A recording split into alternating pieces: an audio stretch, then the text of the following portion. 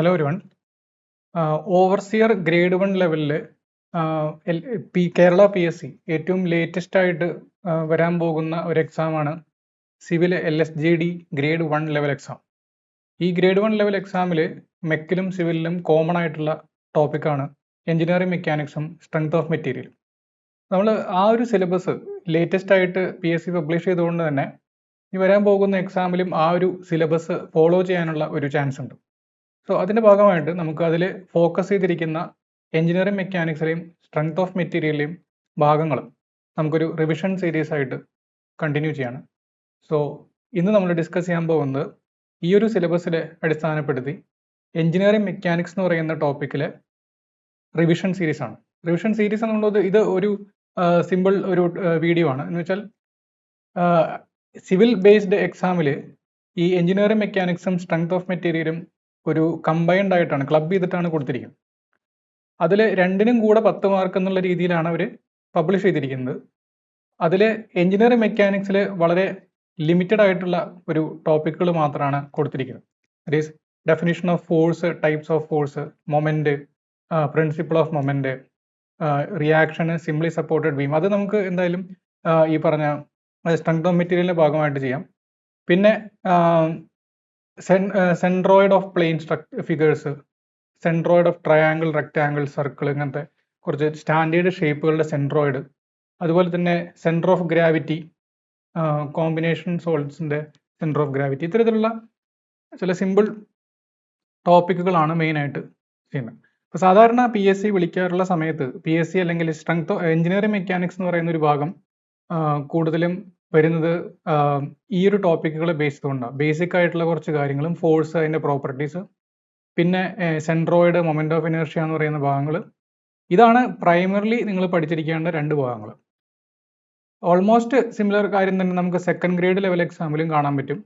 പിന്നെ ഗ്രേഡ് കുറയും തോറും, അതായത് 2-3 ലെവലിലേക്ക് വരുമ്പോൾ എഞ്ചിനീയറിംഗ് മെക്കാനിക്സ് ഒരു ഫണ്ടമെന്റൽ സബ്ജക്റ്റ് ആയതുകൊണ്ട് കുറച്ചും കൂടെ വെയിറ്റേജ് കൂടി വരാറുണ്ട്. ഈ ഒരു ഗ്രേഡ് 1 ലെവലിൽ ഒരു ടെക്നിക്കൽ എഡ്യൂക്കേഷൻ ഡിപ്പാർട്ട്മെന്റ് വർക്ക്ഷോപ്പ് ഇൻസ്ട്രക്ടറൊക്കെ വിളിച്ച അതേ സിലബസ് തന്നെയാണ് PSC ഓവർസിയർ ഗ്രേഡ് 1-നും ഫോളോ ചെയ്തിരിക്കുന്നത്. സോ ഈ 2 സബ്ജക്റ്റിലെ മാക്സിമം ഒരു 2-3 മാർക്ക് നമുക്ക് ഈ പറഞ്ഞ എഞ്ചിനീയറിംഗ് മെക്കാനിക്സ് എന്ന് പറയുന്ന ഭാഗത്ത് നിന്ന് പ്രതീക്ഷിക്കാം. ബാക്കി മിക്കവാറും അതിനുള്ള ചാൻസ് ഈ പറഞ്ഞ സ്ട്രെങ്ത് ഓഫ് മെറ്റീരിയൽ ആയിരിക്കും. അപ്പോൾ നമുക്ക് വളരെ ഫണ്ടമെന്റൽ ആയിട്ട്, അപ്പോൾ ഈ ഒരു സീരീസ് ഉദ്ദേശിക്കുന്നത് റിവിഷനാണ്, അതായത് ആദ്യമായിട്ട് പഠിക്കാൻ വേണ്ടിയിട്ടല്ല. എന്നിരുന്നാൽ പോലും നിങ്ങൾക്കൊരുവിധം ഒന്ന് ബ്രഷപ്പ് ചെയ്യാനും ഓൾറെഡി ഒരു വട്ടം പഠിച്ച ഒരാൾക്ക് ഒന്ന് റിവൈസ് ചെയ്യാനൊക്കെ ഉപകാരപ്പെടുന്ന രീതിയിലാണ് പ്ലാൻ ചെയ്യുന്നത്. അപ്പോൾ പക്കാ സിലബസ് ഓറിയൻറ്റഡ് ആയിട്ട് നമുക്ക് എങ്ങനെ ആ ഒരു ടോപ്പിക്കുകൾ എന്തൊക്കെയാണ് അതിൽ വരുന്ന തിയറി പോർഷൻസ്, ഫോർമുലകൾ, കൺസെപ്റ്റുകളൊക്കെ നമുക്കൊന്ന് വേഗം റിവൈസ് ചെയ്ത് പോകാം. ഓക്കെ, അപ്പോൾ അതിൽ ആദ്യം പറയുന്നത് ഫോഴ്സ് എന്ന് പറയുന്ന ആളെ പറ്റിയാണ്. ഫോഴ്സ് ഏറ്റവും ആദ്യം നമ്മൾ എഞ്ചിനീയറിംഗ് മെക്കാനിക്സിൽ പഠിക്കുന്നത് ഫോഴ്സ് ആണ്. കാരണം എഞ്ചിനീയറിംഗ് മെക്കാനിക്സിന്റെ ഡെഫിനേഷനിൽ തന്നെ പറയുന്നത് എന്താ? Study of bodies at rest or in motion, അല്ലെ? അതാണ് എഞ്ചിനീയറിംഗ് മെക്കാനിക്സ്. അപ്പോൾ അതിൽ ഫോഴ്സ് എന്ന് പറയുന്ന ആള് ഈ ഒരു റെസ്റ്റിലുള്ളൊരു ബോഡിയെ മോഷനിലേക്ക് കൊണ്ടുവരാനോ, അല്ലെങ്കിൽ മോഷനിലുള്ളൊരു ബോഡിയെ റെസ്റ്റിലേക്ക് കൊണ്ടുവരാനോ, അല്ലെങ്കിൽ മോഷനിലുള്ള ബോഡിയുടെ തന്നെ സ്പീഡ് ചേഞ്ച് ചെയ്യാനോ ഒക്കെ ആയിട്ട് ശ്രമിച്ചുകൊണ്ടിരിക്കുന്ന ഒരാളെയാണ് നമ്മൾ എന്ന് പറയുന്നത് ഫോഴ്സ് എന്ന് പറയുന്നത്.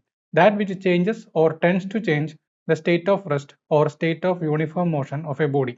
ഓക്കെ, ദെൻ ഒരു ഫോഴ്സിന് 3 ഇമ്പോർട്ടൻറ്റ് ക്യാരക്ടറിസ്റ്റിക്സ് ആണുള്ളത്. ഒന്ന്, അതിൻ്റെ മാഗ്നിറ്റ്യൂഡ്, അതായത് എത്ര എമൗണ്ട് ഒരു ഫോഴ്സ് ഞാൻ അപ്ലൈ ചെയ്തു എന്ന് ഒരു നമ്പറായിട്ട് എക്സ്പ്രസ് ചെയ്യുന്നതാണെന്ന്, അതിൻ്റെ മാഗ്നിറ്റ്യൂഡ്.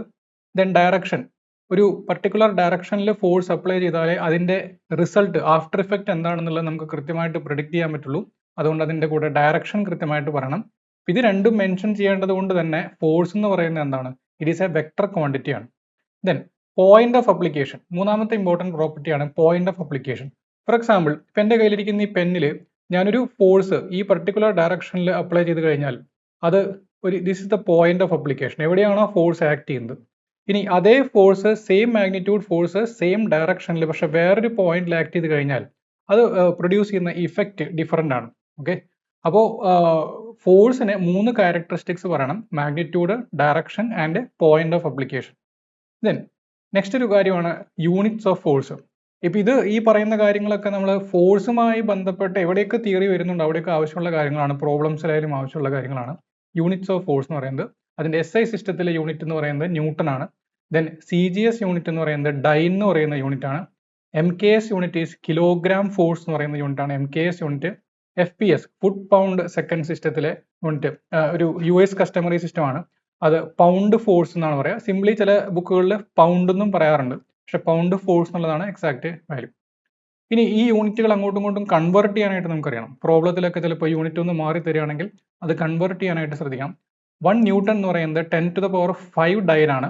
1 കിലോഗ്രാം ഫോഴ്സ് എന്ന് പറയുന്നത് 9.81 ന്യൂട്ടൺ ആണ്.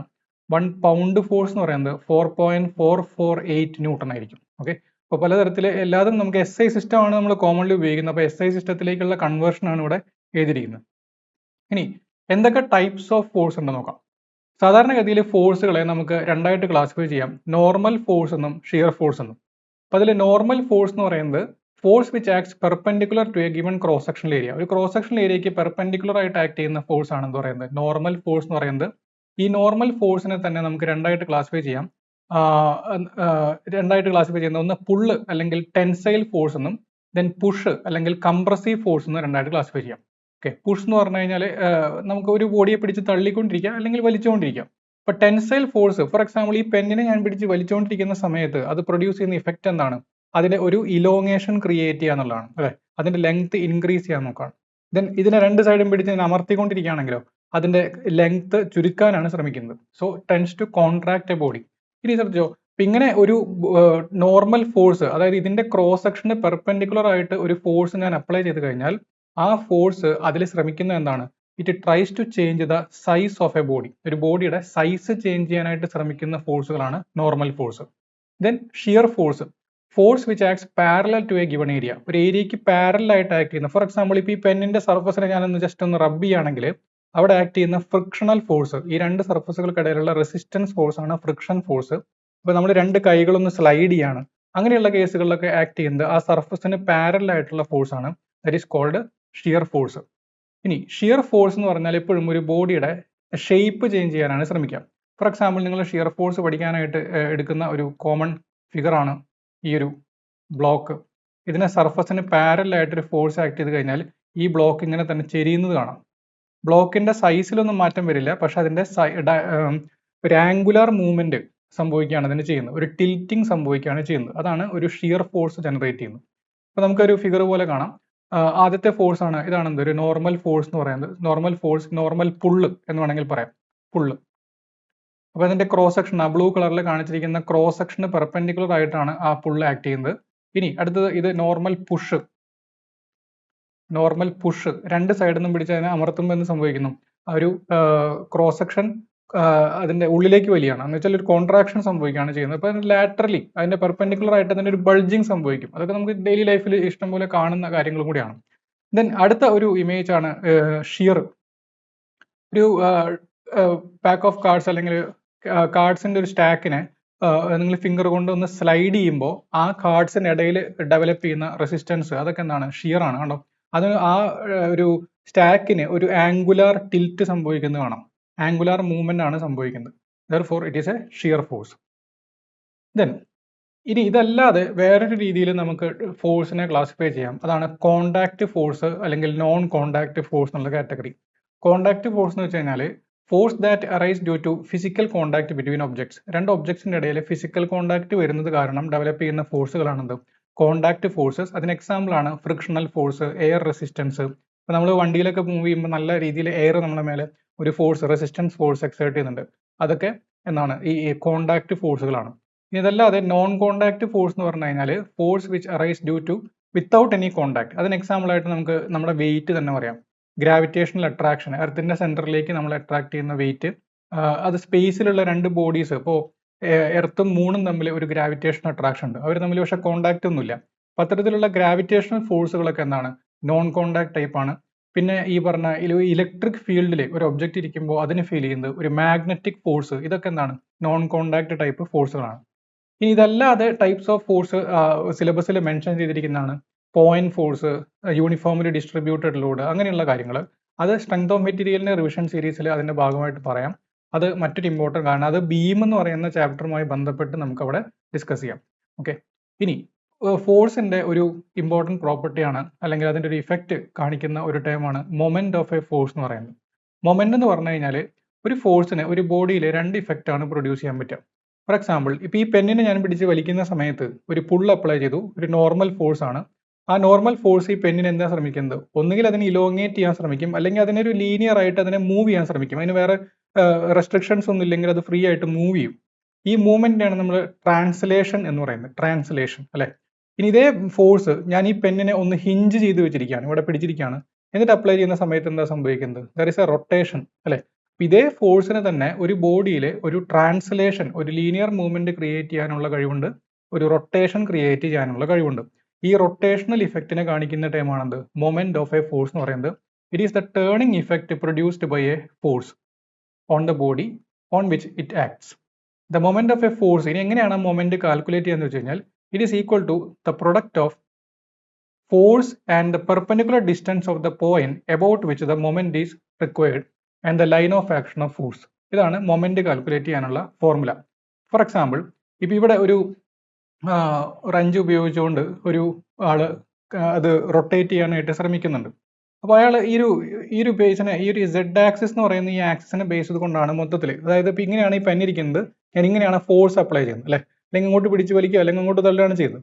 അങ്ങനെ തള്ളുന്ന സമയത്ത് ഈ സെഡ് എന്ന് പറയുന്ന ഈ ഒരു ആക്സിസിൽ ബേസ് ചെയ്തുകൊണ്ടാണ് മൊത്തത്തിൽ ഈ ബോഡി റൊട്ടേറ്റ് ചെയ്യുന്നത്, ഇതിന് ചുറ്റും ഇങ്ങനെ റൊട്ടേറ്റ് ചെയ്യുന്നത്.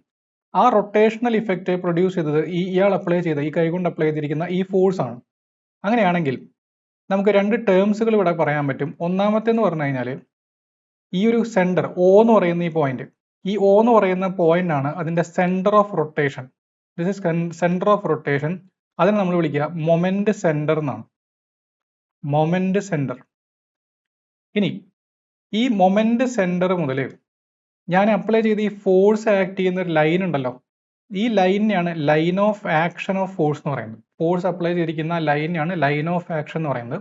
ആ ലൈൻ ഓഫ് ആക്ഷനും മൊമെന്റ് സെന്ററും തമ്മിലുള്ള പെർപെൻഡിക്കുലർ ഡിസ്റ്റൻസ് ആണ് ഡി എന്ന് പറയുന്നത്.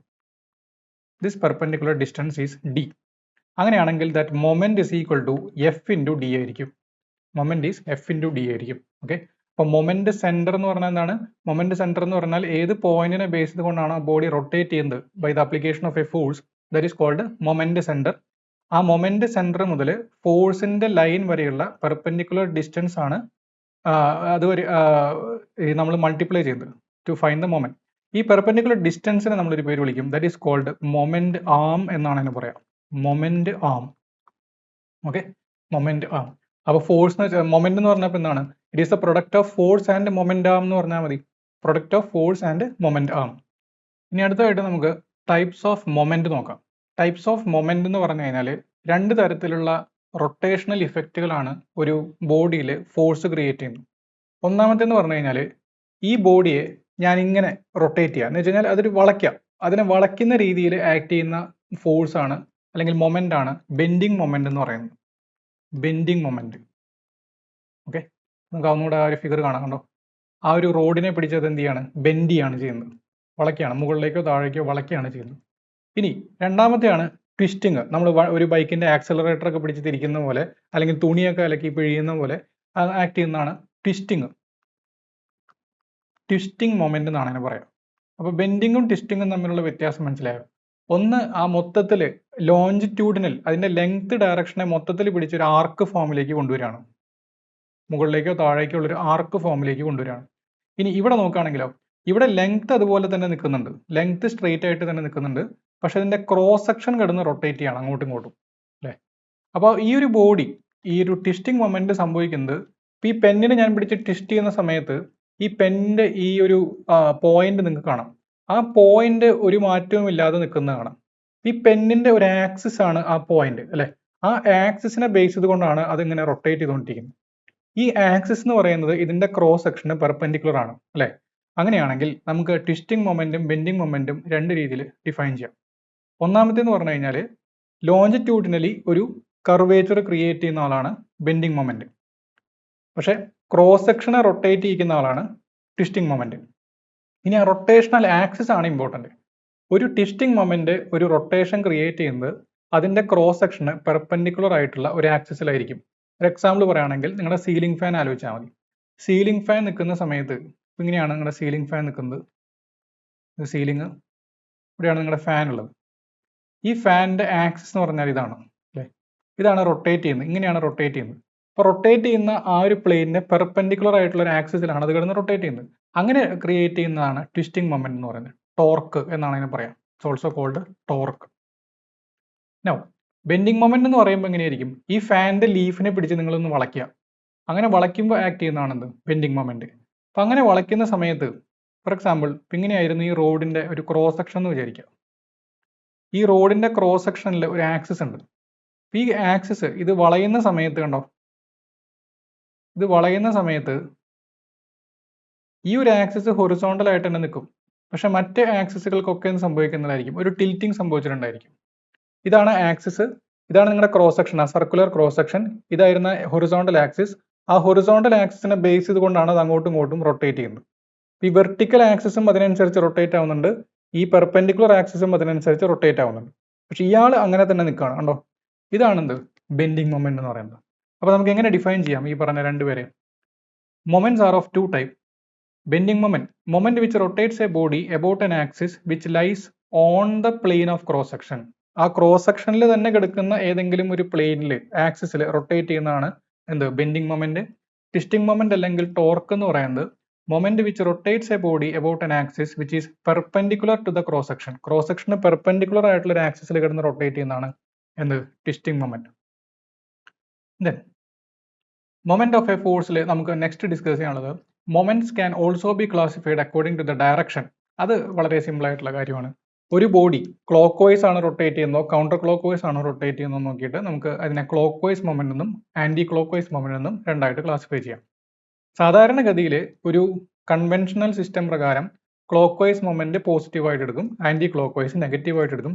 കാരണം മൊമെന്റ് എന്ന് പറയുന്നത് is A vector quantity. Moment is A vector quantity ആണ്. അതിന് മാഗ്നിറ്റ്യൂഡും പറയണം, ഡയറക്ഷനും പറയണം.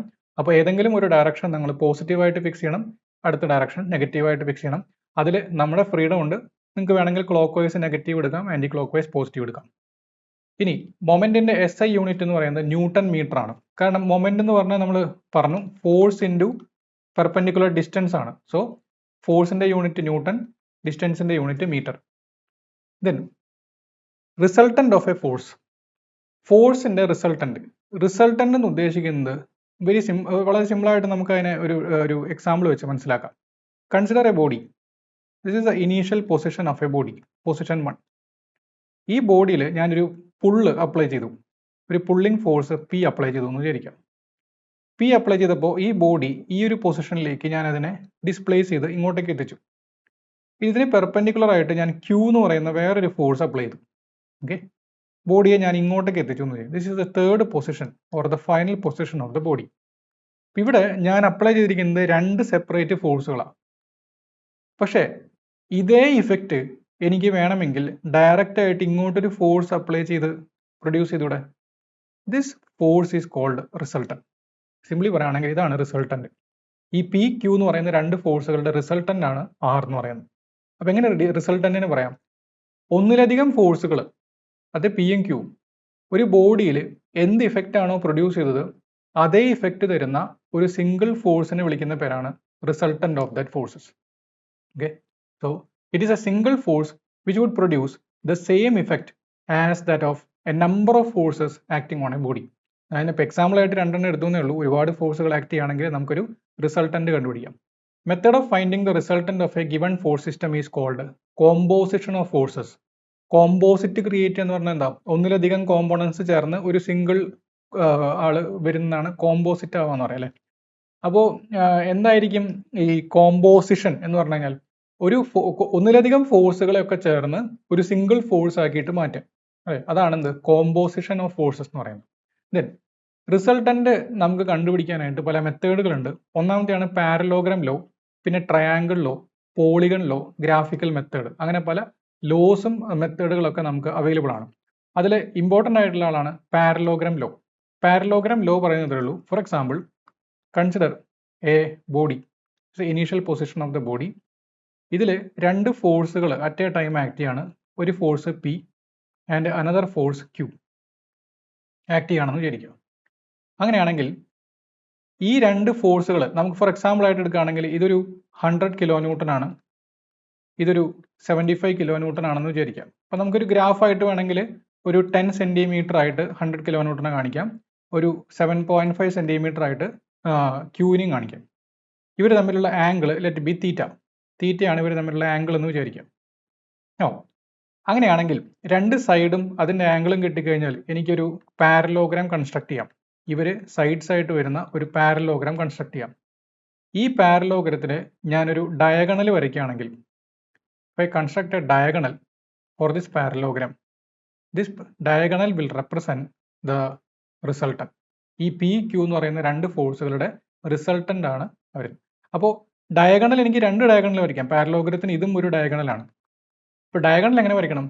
എവിടെയാണോ ഈ രണ്ട് ഫോഴ്സുകൾ ആക്ട് ചെയ്യുന്നത് അവിടെ നിന്ന് വരയ്ക്കുന്ന ഡയഗണൽ ആയിരിക്കണം എന്ത് പാരലോഗ്രത്തിൻ്റെ ഈ രണ്ട് ഫോഴ്സുകളുടെ റിസൾട്ടൻ്റ് എന്ന് പറയുന്നത്.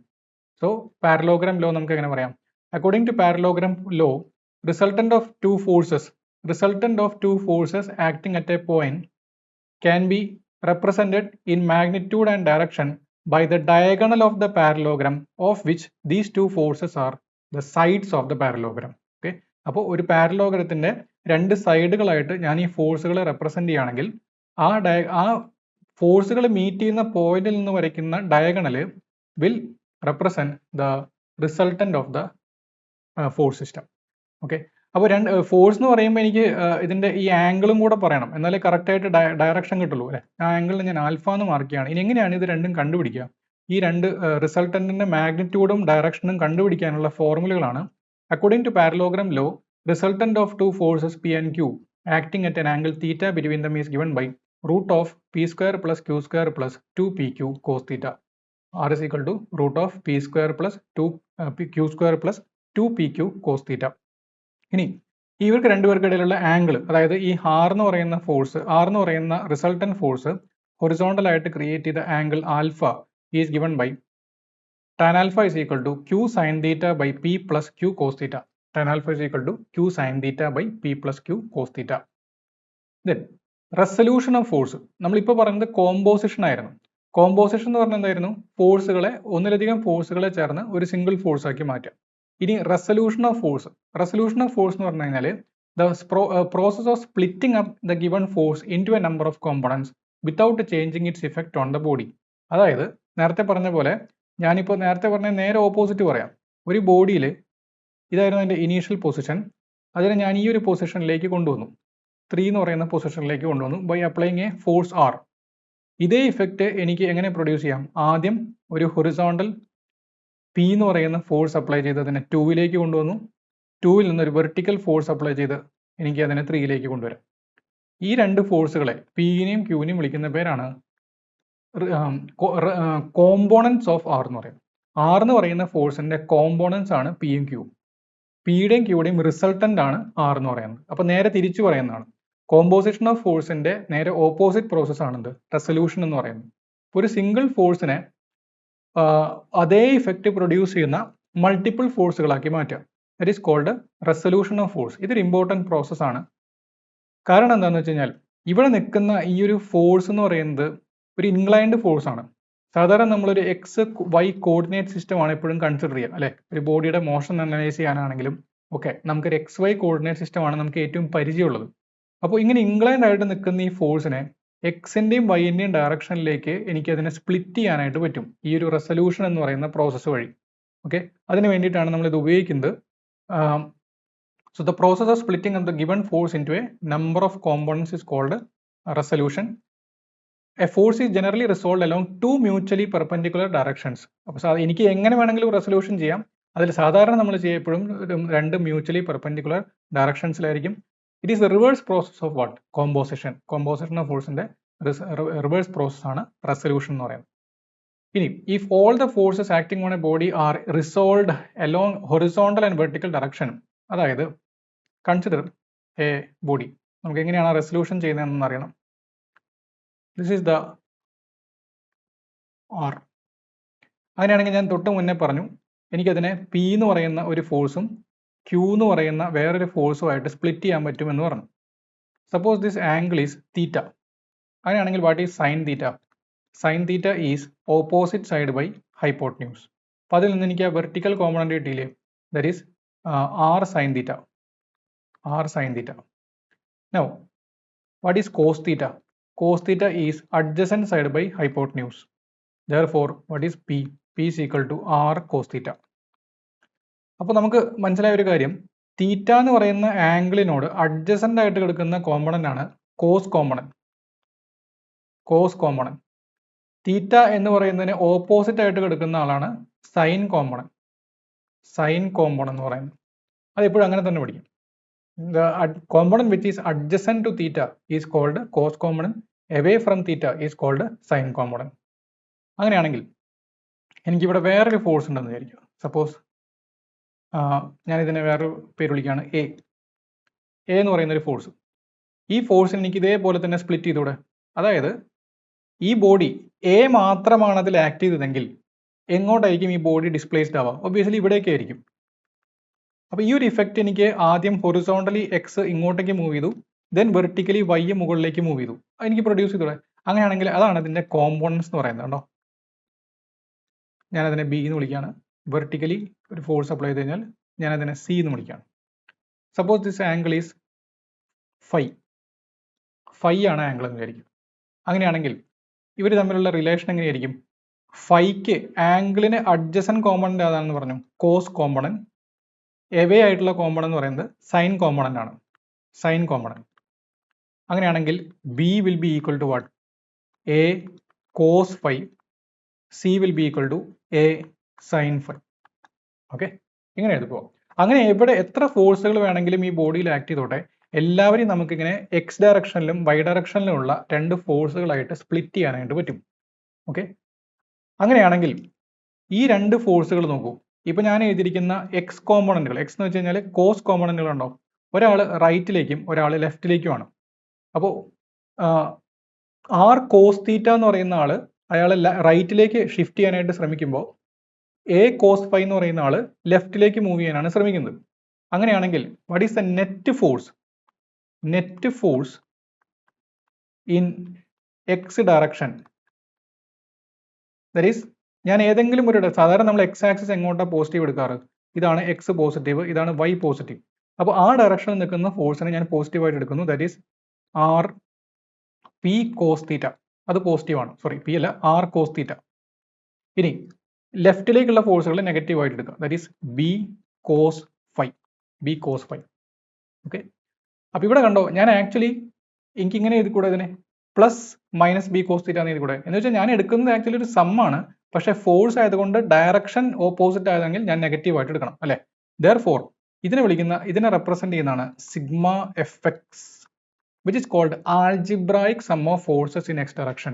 Algebraic sum എന്ന് പറയുന്നത് ഒരു സമ്മ് തന്നെ, പക്ഷേ വെക്ടേഴ്സിന്റെ സമ്മാണത്. അപ്പോൾ വെക്ടർ ക്വാണ്ടിറ്റീസ് എടുക്കുമ്പോൾ നമ്മൾ സൈൻ ഓപ്പോസിറ്റ് ആണെങ്കിൽ നെഗറ്റീവ് ആയിട്ട് വേണം സം എടുക്കാനായിട്ട്. So R cos theta plus minus B cos phi. So R cos theta minus B cos phi. Similarly, so B cos phi അല്ല, A cos phi. A cos phi. Now ഇതേപോലെ തന്നെ vertical ഫോഴ്സുകൾ നോക്കുകയാണെങ്കിലോ, net force in Y direction. Y direction നോക്കുകയാണെങ്കിൽ ഞാൻ എങ്ങനെയാണ് represent ചെയ്യാം അതിനെ? Sigma F Y. അപ്പോൾ നിങ്ങൾ മുകളിലേക്കാണ് സാധാരണ വൈ പോസിറ്റീവ് എടുക്കാറ്. അപ്പോൾ മുകളിലേക്കുള്ള ഫോഴ്സുകളൊക്കെ പോസിറ്റീവായിട്ട് എടുക്കുക. That is R sine theta plus, കണ്ടോ ഇവിടെ രണ്ടും ഒരേ ഡയറക്ഷനിലാണ് നിൽക്കുന്നത്. ആർ സൈൻ തീറ്റ ആണെങ്കിലും എ സൈൻ ഫൈ ആണെങ്കിലും സെയിം ഡയറക്ഷനിലാണ്, മുകളിലേക്കാണ് നിൽക്കുന്നത്. വേറെ രണ്ടും പോസിറ്റീവ് ആയിരിക്കും. So A sine phi. Okay, ഇതാണ് sigma F X and sigma F Y എന്ന് പറയുന്നത്. അപ്പം ഇങ്ങനെ എത്ര ഫോഴ്സുകൾ ഉണ്ടെങ്കിലും നമുക്ക് ഇതേപോലെ വെർട്ടിക്കൽ ഹൊറിസോണ്ടൽ ഡയറക്ഷനിൽ സ്പ്ലിറ്റ് ചെയ്ത് ഇതേപോലെ ഒരു സിംഗിൾ റിസൾട്ടൻ്റ് ആയിട്ട് റെപ്രസെന്റ് ചെയ്യാനായിട്ട് പറ്റും. ദെയർഫോർ ഇപ്പോൾ ഈ ബോഡിയിൽ രണ്ട് ഫോഴ്സുകളേ ഉള്ളൂ. ഒരു സിഗ്മ എഫ് എക്സും ഉണ്ട്, അതുപോലെ തന്നെ ഒരു സിഗ്മ എഫ് വൈ ഉണ്ട്, അല്ലെ? അങ്ങനെയാണെങ്കിൽ ഇവരുടെ റിസൾട്ടൻ്റ് ആണ് ബോഡിയിൽ ആക്ട് ചെയ്യുന്ന resultant. That resultant force is given by, അതാണ് നമുക്ക് നെക്സ്റ്റ് ഡിസ്കസ് ചെയ്യാനുള്ളത്. That resultant force is given by root of sigma fx square plus sigma fy square. All the forces, എല്ലാ ഫോഴ്സുകളെയും ഇതേപോലെ സ്പ്ലിറ്റ് ചെയ്ത് റിസൾട്ടന്റ് ആൾജിബ്രായിക് സം കണ്ടുപിടിച്ചു കഴിഞ്ഞാൽ root of sigma F X square plus sigma F I square ആണെന്ന് ബോഡിയിൽ act ചെയ്യുന്ന resultant force എന്ന് പറയുന്നത്. അടുത്തൊരു പോയിന്റ് ആണ് ടൈപ്സ് ഓഫ് ഫോഴ്സ് സിസ്റ്റം. അപ്പോൾ ഫസ്റ്റ് ഓഫ് ഓൾ എന്താണ് ഫോഴ്സ് സിസ്റ്റം നോക്കുക. ഒരു ബോഡിയിൽ ഒന്നിലധികം ഫോഴ്സുകൾ ആക്ട് ചെയ്യുന്നുണ്ടെങ്കിൽ അതിനെ കളക്റ്റീവ്ലി വിളിക്കുന്ന പേരാണ് ഫോഴ്സ് സിസ്റ്റം. ഓക്കെ, അപ്പോൾ എന്തൊക്കെ ടൈപ്പ് ഫോഴ്സ് സിസ്റ്റംസ് പോസിബിൾ ആണെന്ന് നോക്കാം. അതിലൊന്നാമത്തെയാണ് കൊലീനിയർ ഫോഴ്സ് സിസ്റ്റം. എന്ന് വെച്ച് കഴിഞ്ഞാൽ ഒരു ബോഡിയിൽ രണ്ട് ഫോഴ്സുകൾ ആക്ട് ചെയ്യുന്നുണ്ടെങ്കിൽ ഈ ഫോഴ്സുകളുടെ ലൈൻ ഒരേ ലൈനിലാണ് കിടക്കുന്നതെങ്കിൽ, ലൈൻ ഓഫ് ആക്ഷൻ എന്നുള്ളൊരു ടേം നേരത്തെ ഉപയോഗിച്ചിരുന്നു. ഏത് ലൈനിൽ കൂടെയാണ് ഒരു ഫോഴ്സ് ആക്ട് ചെയ്യുന്നത്, that is called line of action. ആ ലൈൻ ഓഫ് ആക്ഷൻ രണ്ടുപേരും ഒരേ ലൈനിലാണെങ്കിൽ that is called collinear force system. Next one is coplanar force system. Coplanar force system എന്ന് വെച്ച് കഴിഞ്ഞാൽ ഇപ്പൊ ഞാൻ ഈ വരച്ചുകൊണ്ടിരിക്കുന്ന ബോർഡിന്റെ അതേ പ്ലെയിനിലാണ് എല്ലാ ഫോഴ്സുകളും ഇപ്പോൾ അതിൽ ആക്ട് ചെയ്യുന്നത്. അതൊരു കോപ്ലാനാർ ഫോഴ്സ് സിസ്റ്റം ആണ്, acting on the same plane. Next important force system ആണ് കൺകറന്റ് ഫോഴ്സ് സിസ്റ്റം. കൺകറൻസി എന്ന് പറഞ്ഞു കഴിഞ്ഞാൽ എല്ലാവരും ഒരുപോലെ വന്ന് മീറ്റ് ചെയ്യുക എന്നുള്ള അർത്ഥമാണ്. എന്ന് വെച്ച് കഴിഞ്ഞാൽ ഒരു ബോഡിയിൽ ഒന്നിലധികം ഫോഴ്സുകൾ ആക്ട് ചെയ്യുന്നുണ്ട്, പക്ഷേ ഈ ഫോഴ്സുകളുടെയൊക്കെ ലൈൻ ഓഫ് ആക്ഷൻ നോക്കിക്കഴിഞ്ഞാൽ ഒരു കോമൺ പോയിന്റിൽ വന്ന് മീറ്റ് ചെയ്യുന്നുണ്ടെങ്കിൽ that is called concurrent force system. Then parallel force system. Parallel എന്ന് പറഞ്ഞു കഴിഞ്ഞാൽ ബോഡിയിൽ ആക്ട് ചെയ്യുന്ന ഫോഴ്സുകൾ പരസ്പരം പാരലായിട്ട് വരിക. പക്ഷെ ഇത് വേറൊരു കേസും വരാം. ഏതെങ്കിലും ഒരു ഫോഴ്സ് ഓപ്പോസിറ്റ് ആക്ട് ചെയ്യാം, അതിനെ പിടിച്ച് വലിക്കുന്ന രീതിയിൽ ആക്ട് ചെയ്യാം, ബാക്കിയെല്ലാം അതിനെ പിടിച്ച് പുഷ് ചെയ്യുന്നതാണ്. ഒരു ഫോഴ്സ് പുള്ളായിട്ട് വന്നു എന്ന് വിചാരിക്കാം. അത്തരം ഫോഴ്സ് സിസ്റ്റത്തിനാണ് അൺലൈക്ക് പാരലൽ എന്ന് പറയുന്നത്. അപ്പോൾ ഒരു പാരലൽ ഫോഴ്സ് സിസ്റ്റത്തിൽ തന്നെ ഏതെങ്കിലും ഒരു ഫോഴ്സ് ഓപ്പോസിറ്റ് നേച്ചർ ആണ് എങ്കിൽ that is called unlike parallel. എല്ലാവരും ഒരേ ഡയറക്ഷനിലാണെങ്കിൽ that is called like parallel. Okay, അപ്പോൾ ഇത്രയാണ് ടൈപ്സ് ഓഫ് ഫോഴ്സ് സിസ്റ്റം എന്ന് പറയുന്നത്. നെക്സ്റ്റ് പ്രിൻസിപ്പിൾ ഓഫ് മൊമെന്റ്സ് അല്ലെങ്കിൽ വാരിഗ്നൻസ് തിയറം. വാരിഗ്നൻസ് തിയറം പറയുന്നത് if A number of coplanar forces are acting simultaneously on A particle, the algebraic sum of the moments of all forces about any point is equal to moment of their resultant force about the same point. ശ്രദ്ധിക്കുക, നേരത്തെ പറഞ്ഞ force സിസ്റ്റത്തിൽ അതിൻ്റെയൊക്കെ ഓപ്പോസിറ്റും വരാം. അതായത് non collinear, non concurrent, non parallel, അല്ലെങ്കിൽ non coplanar, അങ്ങനെയുള്ള പല സിസ്റ്റംസും പോസിബിൾ ആണ്. ഞാൻ അതിൻ്റെ ഒരു വേർഷൻ മാത്രം പറഞ്ഞതാണ്. ഇപ്പം ഇവിടെ വാരിഗ്നൻസ് തിയറം പറയുന്നത് എന്താ, ഒരു ബോഡിയിൽ number of coplanar forces act ചെയ്യുകയാണെന്ന് വിചാരിക്കാം. അങ്ങനെയാണെങ്കിൽ അവരുടെ algebraic sum of moments of forces is equal to moment of the resultant എന്നാണ് പറയുന്നത്. സിമ്പിൾ ആയിട്ട് പറയുകയാണെങ്കിൽ ഒരു ബോഡിയിൽ ഒരുപാട് ഫോഴ്സസ് ആക്ട് ചെയ്യണമെന്ന് വിചാരിക്കാം. Large number of forces act ചെയ്യുന്നുണ്ട്, എല്ലാം കോപ്ലാനാർ ആയിരിക്കണം. ഈ ഫോഴ്സുകളുടെയൊക്കെ മൊമെന്റ് ഞാൻ ഇവിടെ O എന്ന് പറയുന്ന ഒരു പോയിന്റിനെ ബേസ് ചെയ്തുകൊണ്ട് മൊമെന്റ് എടുത്തു എന്ന് വിചാരിക്കാം. ഇനി ഇതേ ഫോഴ്സുകളെ ഞാനൊരു സിംഗിൾ ഫോഴ്സ് ആക്കി മാറ്റാമെന്ന് ഞാൻ ഓൾറെഡി പറഞ്ഞിരുന്നു. That is called what, composition of forces. അല്ലെ, ഈ ഫോഴ്സുകളെല്ലാം ചേർന്ന് എന്ത് ഇഫക്റ്റ് ആണോ ബോഡിയിൽ ക്രിയേറ്റ് ചെയ്യുന്ന അതേ ഇഫക്റ്റ് ക്രിയേറ്റ് ചെയ്യുന്ന ഒരു റിസൾട്ടന്റ് ഫോഴ്സ് ആയിട്ട് അതിനെ മാറ്റാൻ പറ്റും എന്നുള്ളത് പറഞ്ഞിരുന്നു. സപ്പോസ് ഇങ്ങനെയാണ് ആ റിസൾട്ടന്റ് ഫോഴ്സ് നിൽക്കുന്നതെന്ന് വിചാരിക്കാം. അങ്ങനെയാണെങ്കിൽ ഈ റിസൾട്ടന്റ് ഫോഴ്സിന്റെ മൊമെന്റ് അബൌട്ട് O നിങ്ങൾ എടുക്കുകയാണെങ്കിൽ സെയിം മൊമെന്റ് തന്നെയായിരിക്കും രണ്ടുപേർക്കും ഉണ്ടായിരിക്കുക. ഓക്കെ, അപ്പോൾ ആദ്യത്തെ കേസിൽ F1, F2, F3, F4, F5 ഈ 4 ഫോഴ്സുകൾ ചേർന്ന് O എന്ന് പറയുന്ന പോയിന്റിൽ എത്ര മൊമെന്റ് ആണോ ക്രിയേറ്റ് ചെയ്യുന്നത് അതേ മൊമെന്റ് തന്നെയായിരിക്കും ഈ R എന്ന് പറയുന്ന ഫോഴ്സ് ഈ O എന്ന് പറയുന്ന പോയിന്റിൽ മൊമെന്റ് ക്രിയേറ്റ് ചെയ്യുന്നത്. That is called principle of moments അല്ലെങ്കിൽ വാരിഗ്നൻസ് പ്രിൻസിപ്പിൾ എന്ന് പറയുന്നത്. ഇതിന്റെ തന്നെ വേറൊരു വേർഷൻ ഉണ്ട്. അതായത് ഒരു ബോഡിയിൽ രണ്ട് ഫോഴ്സുകൾ ആക്ട് ചെയ്യുന്നുണ്ടെന്ന് വിചാരിക്കാം, PQ.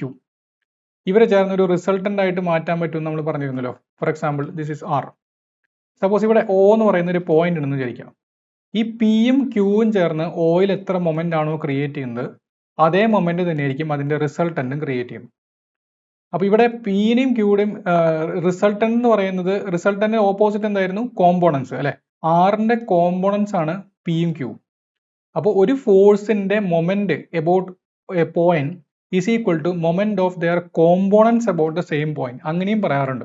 അപ്പോൾ അത് രണ്ടും ഡിസ്റ്റിംഗ്വിഷ് ചെയ്ത് ഒരെണ്ണം പ്രിൻസിപ്പിൾ ഓഫ് മൊമെന്റ്സ് എന്നും ഒരെണ്ണം വാരിഗ്നൻസ് തിയറം എന്നും ചില ബുക്കുകളിൽ കണ്ടിട്ടുണ്ട്. അങ്ങനെ ഡിസ്റ്റിംഗ്വിഷ് ചെയ്യേണ്ട ആവശ്യമൊന്നുമില്ല. സിംപ്ലി പറയുന്ന ഇത്രയേ ഉള്ളൂ, ഒന്നിലധികം ഫോഴ്സുകൾ ഒരു പോയിന്റിൽ മേക്ക് ചെയ്യുന്ന moment that will be equal to ആ ഫോഴ്സ് സിസ്റ്റത്തിന്റെ റിസൾട്ടന്റിന്റെ moment about the same point. ഇതാണ് എന്ത്, വാരിഗ്നൻസ് തിയറം അല്ലെങ്കിൽ പ്രിൻസിപ്പിൾ ഓഫ് മൊമെന്റ്സ് എന്ന് പറയുന്നത്. No, the moment of a force about a point is equal to sum of the moments of the components of the force about the point. അതാണ് ഞാൻ രണ്ടാമത് പറഞ്ഞ കാര്യം. രണ്ടും ഡിസ്റ്റിങ്വിഷ് ചെയ്ത് പറയേണ്ട ആവശ്യമില്ല, സെയിം കാര്യം തന്നെയാണ്, വേറെ രീതിയിൽ പറയുന്നു എന്ന് മാത്രം. ഇത് നമുക്ക് ഈ ഒരു സിലബസിന്റെ സെക്കൻഡ് പാർട്ടായിട്ടുള്ള centroid, centre of gravity, moment of inertia തുടങ്ങിയ ഭാഗങ്ങളിലേക്ക് കിടക്കാം. ഇതിൽ ഒരുപാട് ഫോർമുലകളുണ്ട്. സ്റ്റാൻഡേർഡ് ആയിട്ടുള്ള ചില കേസുകളുടെ centroid, centre of gravity, moment of ഇനർഷ്യയുടെ ഒക്കെ ഫോർമുലകൾ നമ്മൾ ബൈ ഹാർട്ട് ചെയ്തേ പറ്റുള്ളൂ, കാരണം അത് ഡിറൈവ് ചെയ്ത് നോക്കുക എന്ന് പറയുന്നത് വളരെ ബുദ്ധിമുട്ടുള്ള കാര്യങ്ങളാണ്. അപ്പോൾ അതുകൊണ്ട് സ്റ്റാൻഡേർഡ് റിസൾട്ടുകൾ എന്തായാലും പഠിക്കണം. മാത്രമല്ല ഈ പഠിക്കുന്ന സെൻട്രോയിഡ്, മൊമെന്റ് ഓഫ് ഇനർഷ്യ കാര്യങ്ങൾ മറ്റ് സബ്ജക്ട്സിലും ആവശ്യമുണ്ട്. എസ്പെഷ്യലി സ്ട്രക്ചറൽ സബ്ജക്റ്റിൽ വളരെ ആവശ്യമുള്ള ഭാഗമാണ് ഈ centroid, centre of gravity, moment of inertia എന്ന് പറയുന്നത്. അപ്പോൾ ഫസ്റ്റ് ഓഫ് ഓൾ എന്താണ് centroid? Centroid is the point where the entire area of a plane figure appears to be concentrated. വളരെ സിമ്പിൾ ആയിട്ട് നമ്മൾ ചെയ്യാറുള്ള കാര്യമാണ്. അതായത് ഒരു ബുക്കൊക്കെ കിട്ടുമ്പോൾ നമുക്ക് ഈ പെന്നൊക്കെ ഒരു പോയിന്റിൽ എനിക്ക് ബാലൻസ് ചെയ്ത് പിടിച്ചു നിർത്താനോ, നമ്മൾ ഈ നോട്ട്ബുക്കൊക്കെ ഒരു പോയിന്റിൽ ഫിംഗറിൽ പിടിച്ചു നിർത്തുന്ന ഒരു പോയിന്റ് ഉണ്ട്, അതാണ് അതിന്റെ സെൻട്രോയിഡ് എന്ന് പറയുന്നത്. അപ്പോൾ ആ എൻറ്റയർ ഏരിയ ഒരു ഏതെങ്കിലും ഒരു പോയിന്റിൽ കോൺസെൻട്രേറ്റ് ചെയ്തിരിക്കുകയാണെങ്കിൽ ആ പോയിന്റിൽ എനിക്ക് അതിനെ ഫ്രീ ആയിട്ട് ഹാങ് ചെയ്ത് നിർത്താൻ പറ്റും, സ്റ്റേബിൾ ആയിട്ട് ഹാങ് ചെയ്ത് നിർത്താൻ പറ്റും. ഇപ്പൊ ഞാൻ ഈ ഒരു ഏരിയയെ ഇവിടെ പിടിച്ച് ഹാങ് ചെയ്തിടാന്ന് വിചാരിക്കാം. അവിടെ ഹാങ് ചെയ്ത് നിർത്തി കഴിഞ്ഞാൽ അത് ഹൊറിസോണ്ടലായിട്ട് ഒരിക്കലും സ്റ്റേബിൾ ആയിട്ട് നിൽക്കില്ല, അത് തിരിഞ്ഞു പോവും, തിരിഞ്ഞ് താഴേക്ക് പോവും. അപ്പോൾ അത്തരത്തിലുള്ള ഒരു കേസല്ലാതെ ഞാനിപ്പോൾ ഇവിടെയാണ് ഹാങ് ചെയ്തെങ്കിൽ അതിങ്ങനെ ഫ്ലാറ്റ് ഒരു ഏരിയ ആയിട്ട് നിൽക്കുന്നത് കാണാം. ഇത് ഹാങ് ചെയ്ത് നിർത്തുകയാണെങ്കിൽ, സെൻട്രോയിഡിൽ ഹാങ് ചെയ്ത് നിർത്തുകയാണെങ്കിൽ കറക്റ്റ് അത് ഫ്ലാറ്റ് ആയിട്ട് തന്നെ നിൽക്കുന്നത് കാണാം. അതാണ് ആ സെൻട്രോയിഡ് എന്ന് പറയുന്ന കൺസെപ്റ്റ്. സോ ആ ഒരു പോയിന്റിൽ എൻറ്റയർ ഏരിയ കോൺസെൻട്രേറ്റ് ചെയ്തായിട്ട് ഞാൻ അസ്യൂം ചെയ്യുകയാണെങ്കിൽ that is called centroid. Regular ഷേപ്പുകൾ, അതായത് റെക്ടാങ്കിൾ, സർക്കിൾ അങ്ങനെയുള്ള സിമെട്രിക് ആയിട്ടുള്ള ഷേപ്പുകളാണെങ്കിൽ centroid lies at the geometric centre. എന്ന് വെച്ച് കഴിഞ്ഞാൽ ഒരു എക്സാമ്പിൾ പറയുകയാണെങ്കിൽ റെക്ടാങ്കിൾ എടുക്കുകയാണെന്ന് വിചാരിക്കാം. ഇതാണ് അതിന്റെ ജോമെട്രിക് സെന്റർ. രണ്ട് രീതിയിൽ അത് ഡിഫൈൻ ചെയ്യാം. ഒന്നുകിൽ ഈ ഡയഗണൽസിന്റെ മീറ്റിംഗ് പോയിന്റ് എന്ന് പറയാം, അല്ലെങ്കിൽ രണ്ട് സൈഡുകളുടെയും ബൈസെക്ടേഴ്സ് എന്ന് വേണമെങ്കിലും പറയാം. അത് അതാണ് അതിന്റെ സെൻട്രോയിഡ് എന്ന് പറയുന്നത്. ഇനി ഒരു സർക്കിൾ ആണെങ്കിലോ, ഒരു സർക്കിളിന് ഒരുപാട് സിമെട്രി പോയിന്റുകൾ ഉണ്ട്. അതിനെങ്ങനെ സെൻട്രൽ കൂടെ കട്ട് ചെയ്താലും അത് ഈ ഒരു പോയിന്റിലാണ് വന്ന് മീറ്റ് ചെയ്യുക. That is the centre of circle. അതാണ് അതിന്റെ സെൻട്രോയിഡ്. അപ്പൊ ജോമെട്രിക് സെന്റർ ഏതാണോ ആ ജോമെട്രിക് സെന്റർ തന്നെയാണ് ഈ റെഗുലർ ഷേപ്പുകളുടെ സെൻട്രോയിഡ് എന്ന് പറയുന്നത്. If a surface has an axis of symmetry, centroid will be lying on that axis. തൊട്ട് മുന്നേ പറഞ്ഞു, ആക്സിസ് ഓഫ് സിമെട്രി എന്ന് പറഞ്ഞു കഴിഞ്ഞാൽ ഒരു ബോഡിയെ ഞാനൊരു പർട്ടിക്കുലർ ആക്സിസിൽ കട്ട് ചെയ്ത് കഴിഞ്ഞാൽ അത് രണ്ട് ഈക്വൽ പാർട്ടുകളാക്കിയിട്ട് അതിനെ മാറ്റുന്നുണ്ടെങ്കിൽ it is an axis of symmetry. അപ്പോൾ റെക്ടാങ്കിളിന്റെ കേസിൽ നമുക്ക് നോക്കുകയാണെങ്കിൽ റെക്ടാങ്കിളിന് ഇതൊരു ആക്സിസ്, ഈ വെർട്ടിക്കൽ എന്ന് പറയുന്ന ഒരു ആക്സിസ് ഓഫ് സിമെട്രി ആണ്. അതിന് രണ്ട് ഈക്വൽ പാർട്ടുകളായിട്ട് നമുക്ക് അതിനെ മാറ്റാൻ പറ്റും. അങ്ങനെയാണെങ്കിൽ ഈ റെക്ടാങ്കിളിന്റെ സെൻട്രോയിഡ് എവിടെ കിടക്കണം? ഈ ഒരു ആക്സിസിൽ തന്നെ കിടക്കണം. ഇനി രണ്ടാമത്തെ പോയിന്റ്, ഇതിന് വേറൊരു ആക്സിസ് ഓഫ് സിമെട്രി കൂടി ഉണ്ടെന്ന് വിചാരിക്കാം. ഇപ്പോൾ ഒരു റെക്ടാങ്കിളിന് എനിക്ക് ഹൊറിസോണ്ടലി കട്ട് ചെയ്താലും രണ്ട് up and down equal portions ആക്കിയിട്ട് മാറ്റാൻ പറ്റുമല്ലോ. അങ്ങനെയാണെങ്കിൽ റെക്ടാങ്കിളിന് ഒന്നിലധികം ആക്സിസ് ഓഫ് സിമെട്രി ഉണ്ട്. ദെയർഫോർ ഈ രണ്ട് ആക്സിസുകളുടെ മീറ്റിംഗ് പോയിന്റ് ആയിരിക്കും എന്ത്? സെൻട്രോയിഡ് എന്ന് പറയുന്നത്. ഇപ്പോൾ രണ്ട് പോയിന്റ്സ് നോക്കുകയാണെങ്കിൽ if a surface has an axis of symmetry, centroid will be lying on that axis. If a surface has two axis of symmetry, centroid will be meeting point of those axis. Then നമുക്ക് ചില standard ഷേപ്പുകളുടെ centroid നോക്കാം. ഒന്നാമത്തെ rectangle ഞാൻ already പറഞ്ഞു. Rectangle അല്ലെങ്കിൽ parallelogram ആണെങ്കിലും, ഒരു പാരലോഗ്രാം എന്ന് പറഞ്ഞാൽ എന്താ? രണ്ട് ഓപ്പോസിറ്റ് പേഴ്സ് പാരലായിട്ട് വരുന്ന ഈക്വൽ ലെങ്ത്തുകളായിട്ട് വരുന്നതാണ് പാരലോഗ്രാം. സോ ഇത് എ ആണെങ്കിൽ ഇത് എ ആയിരിക്കും, ഇത് ബി ആണെങ്കിൽ ഇത് ബി ആയിരിക്കും അല്ലേ. ഇനി ഈ ഇത്തരം ഷേപ്പുകളുടെ സെൻട്രോയിഡ് കാണാനായിട്ട് എന്താ മതി? അതിന്റെ ഡയഗണൽസിന്റെ മീറ്റിംഗ് പോയിന്റ് നോക്കിയാൽ മതി. ഓക്കെ, ഡയഗണൽസിന്റെ meeting point is the point where the diagonals meet each other. അപ്പോൾ ഈ ജി എന്ന് പറയുന്ന പോയിന്റ് ആണ് അതിന്റെ സെൻട്രോയിഡ് എന്ന് പറയുന്നത്. അപ്പോൾ ഒരു total length L and H ഹൈറ്റും എൽ ലെങ്ത് ഉള്ള ഒരു റെക്ടാങ്കിളിന്റെ സെൻട്രോയിഡ് ഒരു എഡ്ജിൽ നിന്ന് L/2 ലെങ്ത്തിലും H/2 ഡെപ്തിലായിരിക്കും കിടക്കുന്നുണ്ടായിരിക്കുക. It is also the middle point of the length as well as the breadth of the rectangle. റെക്ടാങ്കിളിന്റെ കേസിൽ നമുക്കത് എങ്ങനെ പറയാം? റെക്ടാങ്കിളിന്റെ കേസിൽ ഈ ലെങ്ത്തിനെ പകുതിയാക്കുക, ബ്രെഡ്ത്തിനെയും പകുതിയാക്കുക, അല്ലെങ്കിൽ ഹൈറ്റിനെയും പകുതിയാക്കുക. ഈ രണ്ട് ഹാഫുകൾ ചേർന്ന് മീറ്റ് ചെയ്യുന്ന പോയിന്റ് ആണെന്ത്? സെൻട്രോയിഡ് എന്ന് പറയുന്നത്. ഇനി ഒരു ട്രയാങ്കിളിന്റെ കേസിൽ നോക്കുകയാണെങ്കിൽ it is the point where the medians of the triangle meet. Median എന്ന് പറഞ്ഞു കഴിഞ്ഞാൽ ഈ ട്രയാങ്കിളിന്റെ ഈ കോർണേഴ്സിന് നമ്മൾ എന്ത് പറയുന്നു? അതിന്റെ വെർട്ടെക്സ് എന്ന് പറയുന്നു അല്ലെ, വെർട്ടെക്സ്. അപ്പോൾ ഒരു വെർട്ടെക്സിൽ നിന്ന് അതിന്റെ ഓപ്പോസിറ്റ് സൈഡിലേക്ക്, ഫോർ എക്സാമ്പിൾ എ എന്ന് പറയുന്ന വെർട്ടെക്സിൽ നിന്ന് അതിന് ഓപ്പോസിറ്റ് കിടക്കുന്ന സൈഡ് ബി സി ആണ്. ആ ബി സിയിലെ മിഡ് പോയിന്റിലേക്ക് വരയ്ക്കുന്ന ലൈനാണ് അതിന്റെ മീഡിയൻ എന്ന് പറയുന്നത്. സോ ഡി എന്ന് പറയുന്ന പോയിന്റിൽ അത് മീറ്റ് ചെയ്തു. ഇനി ബി എന്ന് പറയുന്ന വെർട്ടെക്സിൽ നിന്ന് അതിന് ഓപ്പോസിറ്റ് സൈഡ് ആയിട്ടുള്ള എ സിയിലേക്ക് വരയ്ക്കുന്നതാണ് ബി ഇ എന്ന് പറയുന്ന വെർട്ടെക്സ്, മീഡിയൻ. സി എന്ന് പറയുന്ന വെർട്ടെക്സിൽ നിന്ന് അതിന് ഓപ്പോസിറ്റ് കിടക്കുന്ന എ ബിയിലേക്ക് വരയ്ക്കുന്നതാണ് സി എഫ് എന്ന് പറയുന്ന മീഡിയൻ. ഇത് മൂന്നും ഒരു പോയിന്റിലായിരിക്കും എപ്പോഴും മീറ്റ് ചെയ്യുക. That point is the centroid. Okay, centroid divides each median in the ratio 2:1 counting from the vertex. അതായത് ഇവിടെ നോക്കിക്കഴിഞ്ഞാൽ ഫോർ എക്സാമ്പിൾ ഇപ്പോൾ എ ജി ഡി എന്ന് പറയുന്നതിൽ എ എന്ന് പറയുന്ന വെർട്ടെക്സ് ഉണ്ട്, ഡി എന്ന് പറയുന്ന മിഡ് പോയിന്റ് ഉണ്ട്, ജി എന്ന് പറയുന്ന സെൻട്രോയിഡും കിടക്കുന്നുണ്ട് അല്ലേ. അങ്ങനെയാണെങ്കിൽ ഈ length, this length is to this length, അതായത് A G is to G D എന്ന് പറയുന്നത് 2:1 ആയിരിക്കും. ഓക്കെ, 2:1 ആയിരിക്കും. അതാണ്. അങ്ങനെയാണെങ്കിൽ ഇതിന്റെ ടോട്ടൽ ലെങ്ത് 3 ആണെങ്കിൽ this will be 2, this will be 1. അതാണ് അതിന്റെ മീനിങ്. അപ്പോൾ centroid divides each median in the ratio 2:1. Now centroid of a ട്രപ്പീസിയത്തിന്റെ കേസ് ഒന്ന് ബൈ ഹാർട്ട് പഠിക്കേണ്ടതുണ്ട്. With parallel sides A and B. A എന്ന് പറയുന്നത് ഷോർട്ടർ സൈഡ് മുകളിലും ബി എന്ന് പറയുന്ന ലോങ്ങർ സൈഡ് താഴെയും വരുന്ന ഒരു ട്രപ്പീസിയത്തിന്റെ സെൻട്രോയിഡ് കിടക്കുന്നത് h/3 ഇൻറ്റു b+2a/b+a. അത് എവിടെ നിന്നാണ് മെഷർ ചെയ്യുന്നതെന്ന് കൂടെ ശ്രദ്ധിക്കുക. ഫ്രം ദ ബോട്ടം സൈഡ്, അതായത് ബി എന്ന് പറയുന്ന ലെങ്ത് ഉള്ള സൈഡിൽ നിന്ന് ഇത്ര ഡിസ്റ്റൻസിലായിരിക്കും അത് കിടക്കുന്നുണ്ടായിരിക്കാം. Okay, so h/3 into b+2a/b+a. Then ഒരു സെമി സർക്കിളിന്റെ കേസിൽ centroid will be at 4r/3π from the base. ഈ ബേസിൽ നിന്ന് 4r/3π ഹൈറ്റിലായിരിക്കും അതിന്റെ സെൻട്രോയിഡ് കിടക്കുന്നത്. r is the radius. ഇനി കറക്റ്റ് അതിന്റെ വെർട്ടിക്കൽ ആക്സിസിൽ തന്നെ ആയിരിക്കും സെൻട്രോയിഡ്. ഈ ഒരു പോയിന്റിൽ അതിനെ ഹാങ് ചെയ്യുകയാണെങ്കിൽ അത് കറക്റ്റ് ഇങ്ങനെ ഹൊറിസോണ്ടലായിട്ട് ഹാങ് ചെയ്ത് നിൽക്കുന്നത് കാണാം.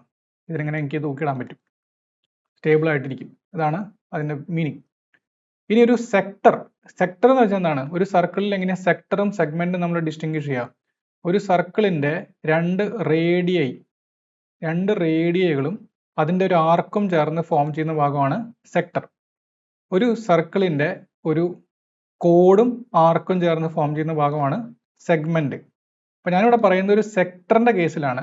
ഈ സെക്ടറിന്റെ ആംഗിൾ എന്ന് പറയുന്നത് രണ്ട് രീതിയിൽ ഡിഫൈൻ ചെയ്യാം. ഒന്നുകിൽ നിങ്ങൾക്ക് ടോട്ടൽ സെക്ടർ ആംഗിൾ തരും, അല്ലെങ്കിൽ സെമി സെക്ടർ ആംഗിൾ തരും. അപ്പൊ ഇവിടെ കാണിച്ചിരിക്കുന്നത് സെമി സെക്ടർ ആംഗിൾ ആണ് ആൽഫ. അങ്ങനെയാണെങ്കിൽ അതിന്റെ സെൻട്രോയിഡ് കിടക്കുന്നത് 2r sin α/3α, 2r sin α/3α from the centre of sector O എന്ന് പറയുന്ന പോയിന്റിൽ നിന്ന് ഇത്രയും ഡിസ്റ്റൻസിലായിരിക്കും കിടക്കുന്നുണ്ടായിരിക്കുക. പ്രത്യേകം ശ്രദ്ധിക്കേണ്ട ഒരു കാര്യം, ഈ ആൽഫ എന്ന് പറയുന്ന ആള് വെറുതെ നിൽക്കണം. അതിന്റെ കൂടെ ട്രിഗണോമെട്രിക് ഫംഗ്ഷൻ ഇല്ലാതെ ഒരു ആംഗിൾ നിൽക്കുന്നുണ്ടെങ്കിൽ ആൽഫ ഇൻ റേഡിയൻ ആയിരിക്കണം സബ്സ്റ്റിറ്റ്യൂട്ട് ചെയ്യേണ്ടത്. Then measured along the central axis. ഇത് നമുക്ക് സെന്റർ ഓഫ് ഗ്രാവിറ്റി, സെൻട്രോയിഡ് എന്ന് പറഞ്ഞ കൺസെപ്റ്റ് ഒരു പ്ലെയിൻ സർഫസുകൾക്ക് ആണ് ഡിഫൈൻ ചെയ്തിരിക്കുന്നത്. കാരണം ഇപ്പൊ നിങ്ങൾ ഒരു ബുക്കിന്റെ പേജ് എടുക്കുകയാണെങ്കിൽ അതൊരു സോളിഡ് ബോഡി ആയിട്ടൊന്നും നിങ്ങൾ കൺസിഡർ ചെയ്യേണ്ട ആവശ്യമില്ല. കാരണം ബുക്കിന്റെ പേജിന്റെ തിക്നെസ് എന്ന് പറയുന്നത് ഓൾമോസ്റ്റ് നെഗ്ലിജിബിൾ ആണ്. അപ്പൊ അത്രയും തിക്നെസ് കുറഞ്ഞ ഒരു സബ്സ്റ്റൻസുകളെ നമ്മളൊരു പ്ലെയിൻ സർഫസുകളായിട്ടാണ് എടുക്കുക. അങ്ങനെയാണെങ്കിൽ അതിന് ഒരു മാസ് ഇല്ല എന്ന് വേണമെങ്കിൽ പറയാം. മാസ് എന്ന് പറഞ്ഞാൽ അതിന് വെയിറ്റ് ഇല്ല അല്ലെ, കാരണം അതിന് വോളിയം വേണം. വോളിയം ഉണ്ടെങ്കിൽ അതിന് വെയിറ്റ് പറയുള്ളൂ. അപ്പോൾ വെയിറ്റ് നെഗ്ലിജിബിൾ ആണെന്ന് പറയാം. ഇനി സെന്റർ ഓഫ് ഗ്രാവിറ്റി എന്ന് പറയുന്ന കൺസെപ്റ്റ്, ഇതേ കൺസെപ്റ്റ് ഒരു സോളിഡ് ബോഡിയിലേക്ക് വരുമ്പോൾ ആ സോളിഡ് ബോഡിയുടെ എൻറ്റയർ വെയിറ്റ് ഏത് പോയിന്റിലാണോ പാസ് ചെയ്തായിട്ട് ആക്ട് ചെയ്യുന്നതായിട്ട് നമ്മൾ പറയുന്നത്, that point is called centre of gravity. Point through which the whole weight of the body acts irrespective of its position is known as centre of gravity. Okay, അപ്പൊ നേരത്തെ പറഞ്ഞ concept പോലെ തന്നെ നിങ്ങൾക്ക് ഒരു സോളിഡ് ബോഡി ഉണ്ടെന്ന് വിചാരിക്കാം. Consider A solid body. ഈ സോളിഡ് ബോഡിയെ കൃത്യമായിട്ട് ഏത് പോയിന്റിലാണ് നിങ്ങൾക്ക് അതിനെ സ്റ്റേബിൾ ആയിട്ട് ഹോൾഡ് ചെയ്ത് പിടിച്ചു നിർത്താൻ പറ്റുന്നത്, that point is called centre of gravity. എന്ന് വെച്ച് കഴിഞ്ഞാൽ ഈ ബോഡിയുടെ വെയിറ്റ് എന്ന് പറയുന്നതിന്റെ ഓരോ പോയിന്റിലും വെയിറ്റ് ഉണ്ട്. പക്ഷെ ഞാൻ അസ്യൂം ചെയ്യാണ് എൻറ്റയർ വെയിറ്റ് ഇതിൽ കൂടിയാണ് പാസ് ചെയ്യുന്നതെന്ന് അസ്യൂം ചെയ്യാണ്. That point is called centre of gravity. Okay, അപ്പൊ ബോഡിയുടെ പൊസിഷൻ മാറുന്നതിനനുസരിച്ച് സെന്റർ ഓഫ് ഗ്രാവിറ്റി മാറില്ല. അതായത് ഒരു എക്സാമ്പിൾ പറയുകയാണെങ്കിൽ ഇതൊരു സോളിഡ് ബോഡി, ഈ സോളിഡ് ബോഡിയുടെ സെന്റർ ഓഫ് ഗ്രാവിറ്റി ഇവിടെയാണെങ്കിൽ ഈ സോളിഡ് ബോഡിയെ നിങ്ങൾ ഹൊറിസോണ്ടലി വെച്ചാലും അതിന്റെ സെന്റർ ഓഫ് ഗ്രാവിറ്റി എന്ന് പറയുന്ന പൊസിഷൻ മാറാൻ പോകുന്നില്ല. Okay, Now, it is a point at which entire weight of the body is assumed to be concentrated. നേരത്തെ എന്തായിരുന്നു entire area ഏത് പോയിന്റിലാണോ ഫോക്കസ് ചെയ്തിരിക്കുന്നത് that point ആണ് സെൻട്രോയിഡ്. ഇത് entire weight എവിടെയാണോ ഫോക്കസ് ചെയ്തിരിക്കുന്നത് that point is called center of gravity. For regular bodies such as rods, prisms, cubes and spheres, center of gravity will be at their body center. Body center എന്ന് വെച്ചാൽ എങ്ങനെയായിരിക്കും? For example, ഒരു cube ഞാൻ എടുക്കുകയാണെന്ന് വിചാരിക്കാം. Consider a cube.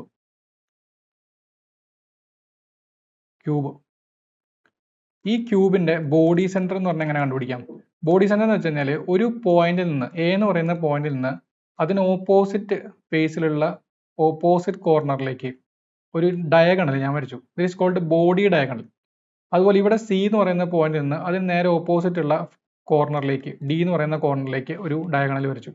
ഇവർ meet ചെയ്യുന്ന point ആണ് ഇതിന്റെ ബോഡി സെന്റർ എന്ന് പറയുന്നത്.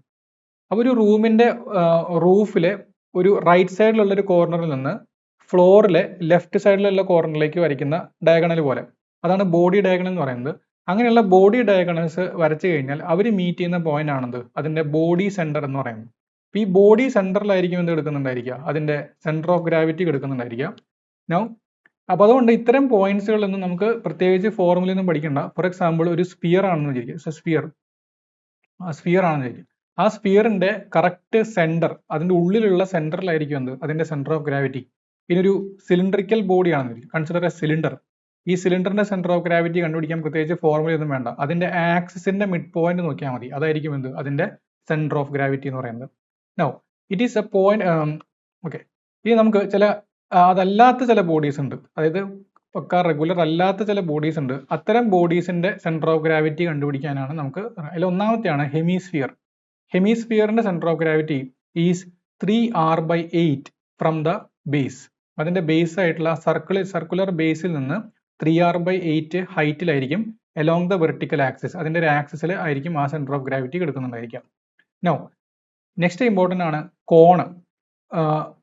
കോണിന്റെ കേസിൽ രണ്ട് രീതിയിൽ ചോദിക്കാറുണ്ട്. ഒന്ന് സോളിഡ് കോണും പിന്നെ ഹോളോ കോണും.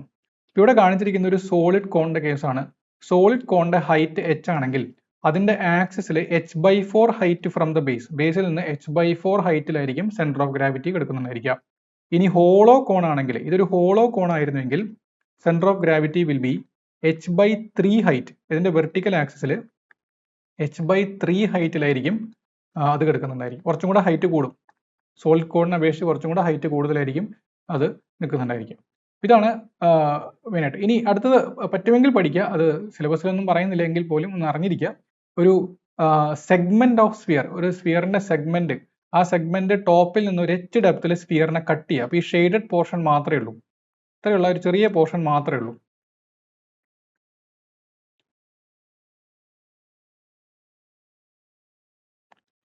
ഇത് ഹൈറ്റ് h ആണ് എങ്കിൽ സ്ഫിയറിന്റെ ടോട്ടൽ റേഡിയസ് r ആയിരുന്നു എന്ന് വിചാരിക്കുക. അങ്ങനെയാണെങ്കിൽ this centre of gravity is 3/4 2r-h whole square by 3r-h. ഇത്രയും ഡെപ്തിലായിരിക്കും അത് കിടക്കുന്നുണ്ടായിരിക്കാം. ഡെപ്ത് എന്ന് പറഞ്ഞാൽ അതിന്റെ ബേസിൽ നിന്ന് ഇത്ര ഹൈറ്റിലായിരിക്കും എന്ന് വേണമെങ്കിൽ പറയാം. സ്ഫിയറിന്റെ സെന്ററിൽ നിന്ന് ഇത്ര ഹൈറ്റിലായിരിക്കും അത് കിടക്കുന്നുണ്ടായിരിക്കും. ഓക്കെ, ഇത്ര ഇമ്പോർട്ടൻ്റ് അല്ല, എന്നാലും ഒന്ന് അഡീഷണലി അറിഞ്ഞിരിക്കാം. ഇനി ഫോർ കോമ്പൗണ്ട് ഏരിയാസിന്റെ സെന്റർ ഓഫ്, അത് നമ്മൾ സിലബസിൽ പറയുന്നതാണ് കോമ്പൗണ്ട് ഏരിയാസ്. കോമ്പൗണ്ട് ഏരിയ എന്ന് വെച്ചാൽ ഇത്തരത്തിലുള്ള സ്റ്റാൻഡേർഡ് ഷേപ്പുകൾ ഒന്നിലധികം ചേർത്ത് വെച്ച് പ്രൊഡ്യൂസ് ചെയ്യുന്ന ഷേപ്പുകളാണ് എന്ത് കോമ്പൗണ്ട് ഷേപ്സ് എന്ന് പറയുന്നത്. ഒന്നിലധികം സ്റ്റാൻഡേർഡ് ഷേപ്പുകൾ ചേർന്ന് ഫോം ചെയ്യുന്ന, ഫോർ എക്സാമ്പിൾ ഇപ്പോൾ ഒരു ഹെമിസ്ഫിയർ, ഈ ഹെമിസ്ഫിയർ ഒരു സിലിണ്ടറിന്റെ മുകളിൽ വയ്ക്കാം.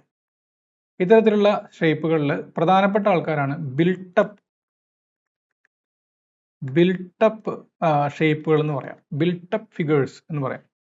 അപ്പൊ ഇത്തരം ക്രോസ് സെക്ഷൻസിന്റെ സെൻട്രോയിഡ് അല്ലെങ്കിൽ സെന്റർ ഓഫ് ഗ്രാവിറ്റി കണ്ടുപിടിക്കാനായിട്ട് ചില മെത്തേഡുകൾ, അതിൽ പ്രധാനപ്പെട്ട ആൾക്കാർ നമ്മൾ സ്ട്രക്ചറൽ ഡിസൈനുമായി ബന്ധപ്പെട്ട് ഇമ്പോർട്ടൻ്റ് ആണ് I sections, T sections, channel section, angle sections ആയിട്ടുള്ള എൽ സെക്ഷൻസ് ഒക്കെ. അപ്പോൾ ഇത്തരം സെക്ഷൻസിന്റെ ഒക്കെ standard shape centre of gravity can be found by x bar is equal to sigma a x bar by sigma a or y bar is equal to sigma a y bar by sigma a. ഇവിടെ ഞാൻ ഉദ്ദേശിക്കുന്നത് centroid ആണ്, centre of gravity അല്ല. Centroid കണ്ടുപിടിക്കാനുള്ള formula എന്നാണ് ഇത് മീൻ ചെയ്ത് നോക്കുക. Consider A T shaped area. ഈ ടീപ്പ് ഷേപ്ഡ് ഏരിയയുടെ എക്സ്ട്രീം ലെഫ്റ്റിൽ കൂടെ ഒരു ആക്സിസ് കൺസിഡർ ചെയ്യുക, എക്സ്ട്രീം റൈറ്റിൽ കൂടെയും ഒരു ആക്സിസ് കൺസിഡർ ചെയ്യുക. ഓക്കെ, അത് കണ്ടുപിടിക്കേണ്ട മെത്തേഡാണ് പറയുന്നത്.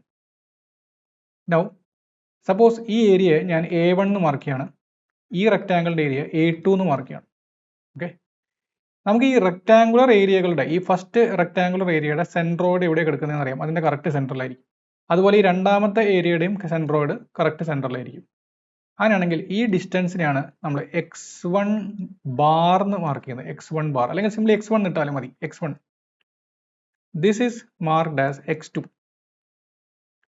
സിമിലർലി ഈ ഹൈറ്റിനെ ഞാൻ y1 എന്ന് വിളിക്കുകയാണ്, ഈ ഹൈറ്റിനെ ഞാൻ y2 എന്ന് വിളിക്കുകയാണ്, y2.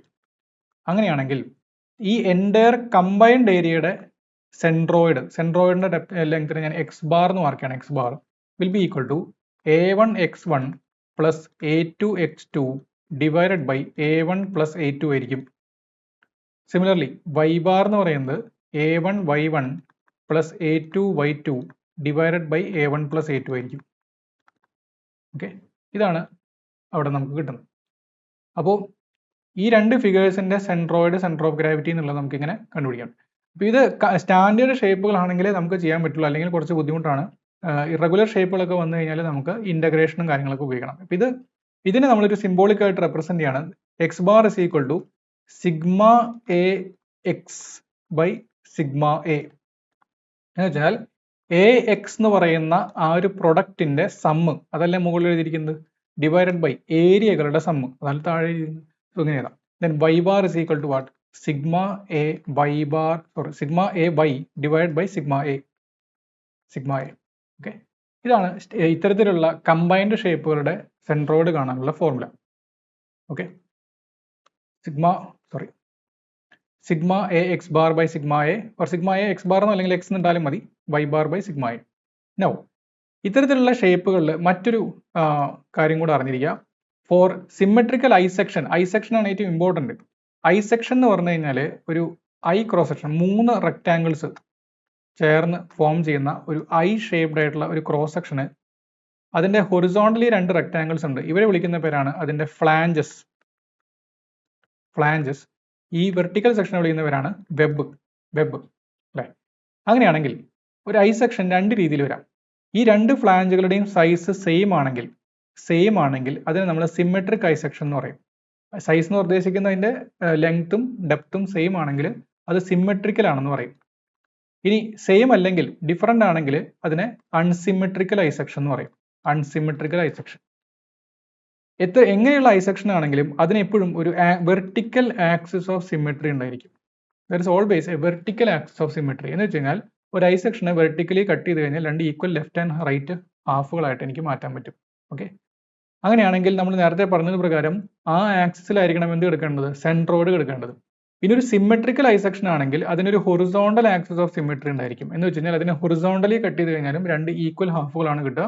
അങ്ങനെയാണെങ്കിലും ഒരു സിമെട്രിക്കൽ ഐ സെക്ഷന്റെ സെൻട്രോയിഡ് കണ്ടുപിടിക്കാൻ നേരത്തെ പറഞ്ഞ ഫോർമുല ഒന്നും ഉപയോഗിക്കേണ്ട, കറക്റ്റ് അതിന്റെ മിഡ് പോയിന്റിലായിരിക്കും സെൻട്രോയിഡ് എടുക്കുന്നുണ്ടായിരിക്കുക. പക്ഷേ ഒരു ടി സെക്ഷൻ ഒക്കെ ആണെങ്കിലോ, ടി സെക്ഷന് ഒരു ആക്സിസ് ഓഫ് സിമെട്രി ഉള്ളൂ, അതിനൊരു ഫ്ലാഞ്ചേ ഉള്ളൂ, ബോട്ടത്തിൽ ഫ്ലാഞ്ച് ഇല്ല. അതുകൊണ്ട് അതിന് ഒരു ആക്സിസ് ഓഫ് സിമെട്രി ഉള്ളൂ, വെർട്ടിക്കൽ ആക്സിസ്. അതിനെ കട്ട് ചെയ്ത് കഴിഞ്ഞാൽ 2 ഈക്വൽ ഹാഫുകൾ ലെഫ്റ്റ് ആൻഡ് റൈറ്റ് കിട്ടും. അതുകൊണ്ട് ഇതിൽ എവിടെയോ ആയിരിക്കും എന്ത് കിടക്കുന്നുണ്ടായിരിക്കാം, ഈ സെൻട്രോയിഡ് കിടക്കുന്നുണ്ടായിരിക്കും. ഇനി അൺസിമെട്രിക്കൽ ഐ സെക്ഷൻ ആണെന്ന് വിചാരിക്കാം. അൺസിമെട്രിക്കൽ ഐ സെക്ഷൻ അതായത് ഒരു ഫ്ലാഞ്ച് ചെറുത്, ദെൻ ബോട്ടം ഫ്ലാഞ്ചിന് ഞാൻ ഒന്ന് വലുതാക്കി വരയ്ക്കുകയാണ്. ഇപ്പോൾ 2 ഫ്ലാഞ്ചുകളുടെ സൈസ് ഡിഫറൻ്റ് ആണെങ്കിൽ it is an unsymmetrical I section. പക്ഷെ അപ്പോഴും കണ്ടോ, there is A vertical axis of symmetry. ഇനി സെൻട്രോയിഡിന്റെ ഒരു പ്രോപ്പർട്ടി അറിഞ്ഞിരിക്കുക, എവിടെയാണോ കൂടുതൽ ഏരിയ ഫോക്കസ് ചെയ്തിരിക്കുന്നത് അതിനോട് അടുത്തായിരിക്കും സെൻട്രോയിഡ് കിടക്കുക. ഏത് ഭാഗത്താണ് കൂടുതൽ ഏരിയ, ഇതാണ് ഇതിന്റെ മിഡ് സെക്ഷൻ. ഈ മിഡ് സെക്ഷന് മുകളിലാണോ താഴെയാണോ കൂടുതൽ ഏരിയ ഉള്ളത്, താഴെയാണ്. കാരണം വലിയ ഫ്ലാഞ്ച് താഴെയാണ്. അതുകൊണ്ട് കുറച്ച് താഴേക്ക് ഷിഫ്റ്റഡ് ആയിട്ടായിരിക്കും സെൻറ്റർ ഓഫ് ഗ്രാവിറ്റി കിടക്കുക. ഈ പൊസിഷൻ കൃത്യമായിട്ട് എങ്ങനെ കണ്ടുപിടിക്കുക എന്നുള്ളത് നേരത്തെ പറഞ്ഞ ഫോർമുല ഉപയോഗിക്കണം. പക്ഷെ നമുക്ക് ഒരു കാര്യം അറിയാം, വെർട്ടിക്കൽ ആക്സിസിലാണെന്ന് അറിയാം, സെൻട്രൽ നിന്ന് താഴെ അതായത് ലാർജർ ഫ്ലാഞ്ച് എവിടെയാണോ അവിടെയാണെന്നും അറിയാം. അപ്പോൾ അങ്ങനെയാണെങ്കിൽ ഈ ടി സെക്ഷന്റെ എവിടെയായിരിക്കും സെൻട്രോയിഡ് കിടക്കുന്നുണ്ടായിരിക്കുക, ഈ ടി എന്ന് പറയുന്ന സെക്ഷന്റെ. അതിന് ഒരു ആക്സിസ് ഓഫ് സിമെട്രി ഉണ്ട്, ഓക്കെ, അവിടെയായിരിക്കും. പക്ഷെ ഇതിന്റെ ബോട്ടത്തിൽ ഫ്ലാഞ്ച് ഇല്ല. അതുകൊണ്ട് മുകളിൽ ഇതിന്റെ മിഡ് സെക്ഷനെ നോക്കിക്കഴിഞ്ഞാൽ മുകളിലാണ് കൂടുതൽ ഏരിയ ഉള്ളത്. അതുകൊണ്ട് ആ ഫ്ലാഞ്ചിനോട് അടുത്തായിട്ടായിരിക്കും എന്ത് സെൻട്രോയിഡ് കിടക്കുന്നുണ്ടായിരിക്കാം. ഈ പ്രോപ്പർട്ടീസ് അറിഞ്ഞു കഴിഞ്ഞാൽ for a symmetrical I section centroid will be at the mid point of വെബിന്റെ മിഡ് പോയിന്റിലായിരിക്കും. Unsymmetrical it will be near to the larger ഫ്ലാഞ്ചിനോട് അടുത്തായിരിക്കും. ഇനി നമുക്ക് നെക്സ്റ്റ് മൊമെന്റ് ഓഫ് ഇനർഷ്യ എന്ന് പറയുന്ന കൺസെപ്റ്റ് ആണ്. മൊമെന്റ് ഓഫ് ഇനർഷ്യ എന്ന് പറഞ്ഞു കഴിഞ്ഞാൽ രണ്ട് രീതിയിൽ നമുക്ക് പറയാം. ഒന്ന് ഒരു പ്ലെയിൻ സർഫസിന്റെ മൊമെന്റ് ഓഫ് ഇനർഷ്യ, പിന്നെ ഒന്ന് ഒരു സോളിഡ് ബോഡിയുടെ മൊമെന്റ് ഓഫ് ഇനർഷ്യ. പ്ലെയിൻ സർഫസിന്റെ എന്ന് പറഞ്ഞു കഴിഞ്ഞാൽ ഏരിയ മൊമെന്റ് ഓഫ് ഇനർഷ്യ എന്ന് പറയും. സോളിഡ് ബോഡിയുടെ ആണെങ്കിൽ മാസ് മൊമെന്റ് ഓഫ് ഇനർഷ്യ എന്നും പറയും. അപ്പോൾ ആദ്യം നമുക്ക് ഏരിയ മൊമെന്റ് ഓഫ് ഇനർഷ്യ നോക്കാം. ഏരിയ എന്ന് പറഞ്ഞു കഴിഞ്ഞാൽ it is the second moment of area about an axis. ഉദ്ദേശിക്കുന്നത് ഇത്രയേ ഉള്ളൂ. Consider area. ഇവിടെ ഒരു ആക്സിസ് ഉണ്ടെന്ന് വിചാരിക്കും. ഈ വൈ എന്ന് പറയുന്ന ഒരു ആക്സിസ്. ഈ ഏരിയ ഇതാണ് ഇതിന്റെ centroid. Suppose this is the centroid.